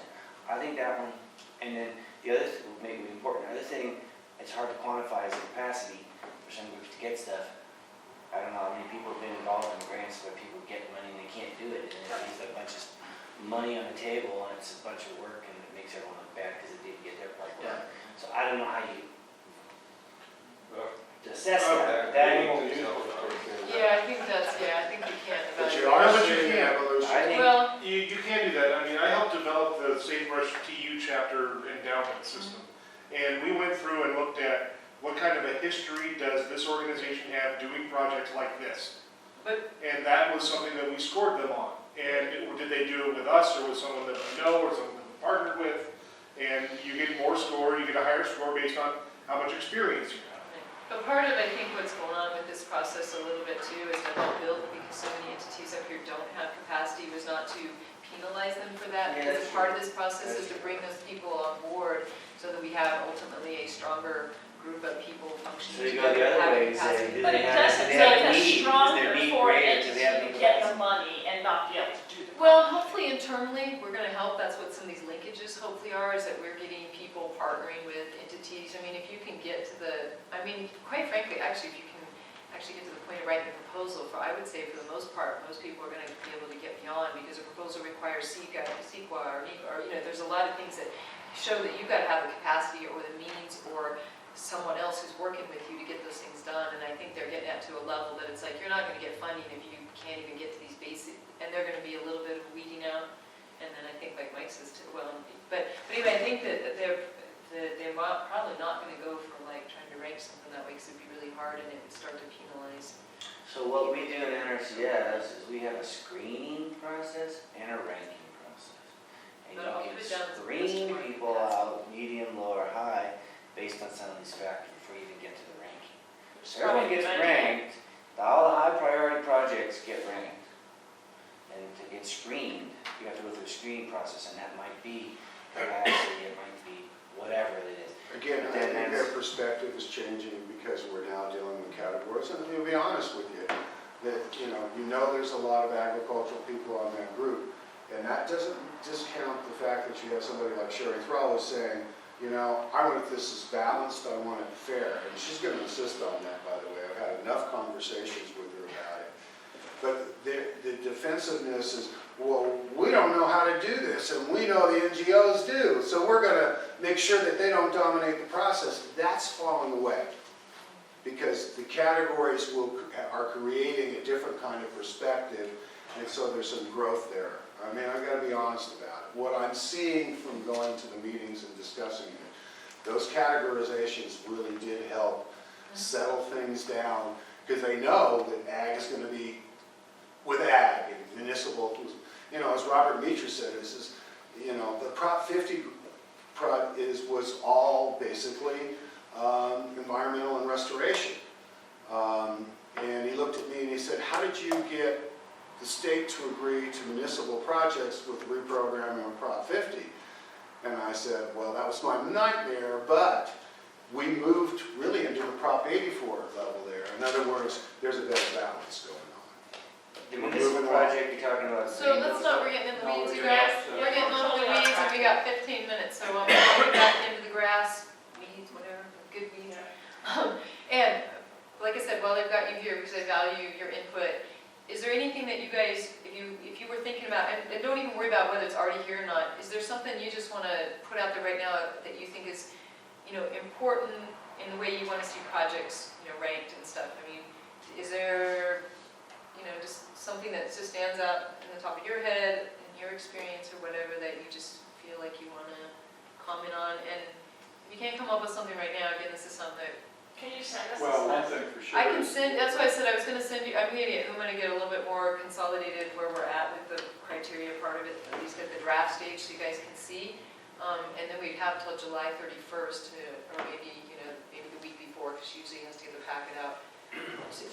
But if so if nothing surfaces right now, it's okay, but kind of just, I think we do have an important role to play here to be able to share. And again, like Randy said, it's an evolving process, but I also think at the same time, it would be nice for them to have, and it might validify and give them support too. They may come to this on their own, a lot of this they are, but to know the work groups support them from the ground up will give them more confidence to move forward, I think, too.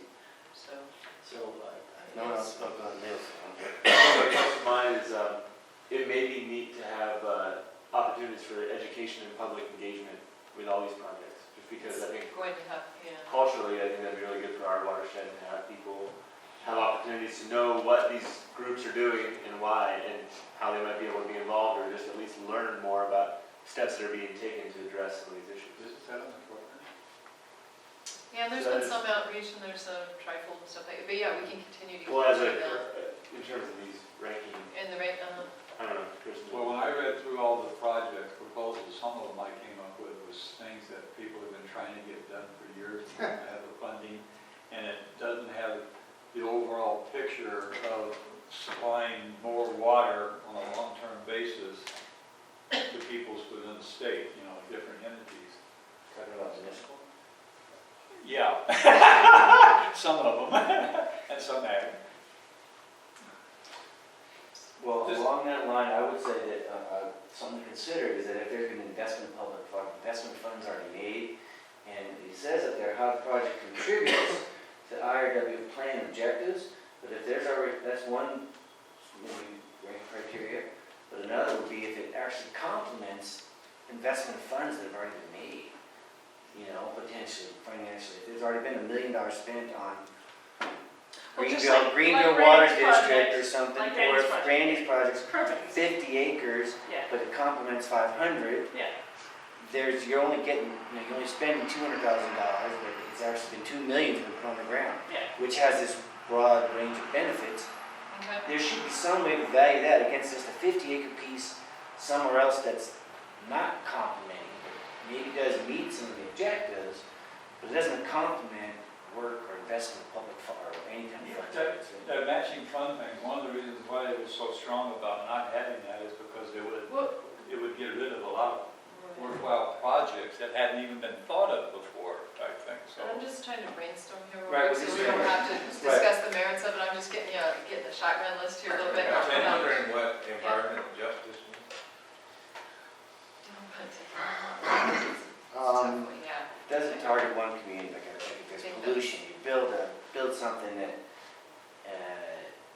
In Greenville. has pollution in Greenville for It really biomass comes- plant. It really comes out of the Central Valley migrant farmer issues, look at it in that perspective. Leah Wills could tell you a lot more than, because she's been involved in the EJ stuff on the, and it has to do with pollution, and we've got disadvantaged communities and tribal communities here. I don't think we have a lot of environmental justice issues where, those of Spanish background in the Central Valley working in the fields who don't have water or safe environment, or the water's polluted because of that's environmental justice. And the reality is what, I think Mietra's got it right. What they're seeing is so much emphasis on fixing the issues of the San Joaquin Valley. And that's where a lot of the EJ issues are. They can fund that before they fund anything else, probably. We gotta address the need for the secret anymore. Yeah. Folks with a freeway through a disadvantaged community, where they must have money to step up and try to find it. Okay, let's go on to next steps. And so if you guys have more comments, again, I'll solicit this from you. Some of the folks that aren't You got here. 8 minutes. I know, and I'm making it just perfect as long as I Way to couple go, of people. Terry. I haven't brought my gavel yet, but I'm working on it. So for next steps, all of you got your homework in terms of developing projects. If you have questions on the step 2 forms, Uma, myself, we're here to help move that process along, help people. So if you need that help, have questions, don't understand what one of the questions refers to, get back to us. With the resource management strategies, I'm gonna ask you to review those and was having a conversation at the break, and something to really maybe give you a little more vested interest. Remember that your projects, the more they can link to these strategies, that's a stronger project. So really look at those. You can't just put something in under a resource management strategy like start route all the way down the list. This addresses every resource management strategy and you get lots of brownie points. But think about it, because you might have something that really is applicable to a certain resource management strategy. It can be, you can have multiple. I used meadow restoration as sort of an example. That can fit under several resource management strategies, right? There's a few of them there: ecosystem restoration, watershed, or management, ecosystem management. If there's something that you look at there and you say, I think that, gosh, my project and what it's going to do fits under this resource management strategy, and I don't see a bullet point that really addresses it. Put that in. So it's kind of in your best interest too to make sure that those, because you want your project to be able to address in a realistic way as many of those resource management strategies. So again, I'll prompt you to get some of that back to me. Again, we're targeting to get all this information to me like the week before the next management meeting, which will be the 31st. So we got some time, but I'll try to prompt you guys. And that will just keep us going along, developing those recommendations. We'll be working on those a little bit again. And then if you have any more thoughts on the project criteria, again, it's really just, I think, just to kind of get us thinking that way too, and so we can help the management group. In terms of the next meeting, it's likely to be, but I need to confirm with Uma, but it will likely be probably that 4th week of August, I'm thinking, like August 28th, somewhere around there. It's a Friday again. I need to just confirm with her because we've got several other things, the climate change meetings happening the week before. She usually likes to have her meeting ahead of ours, so she can, and I like it too because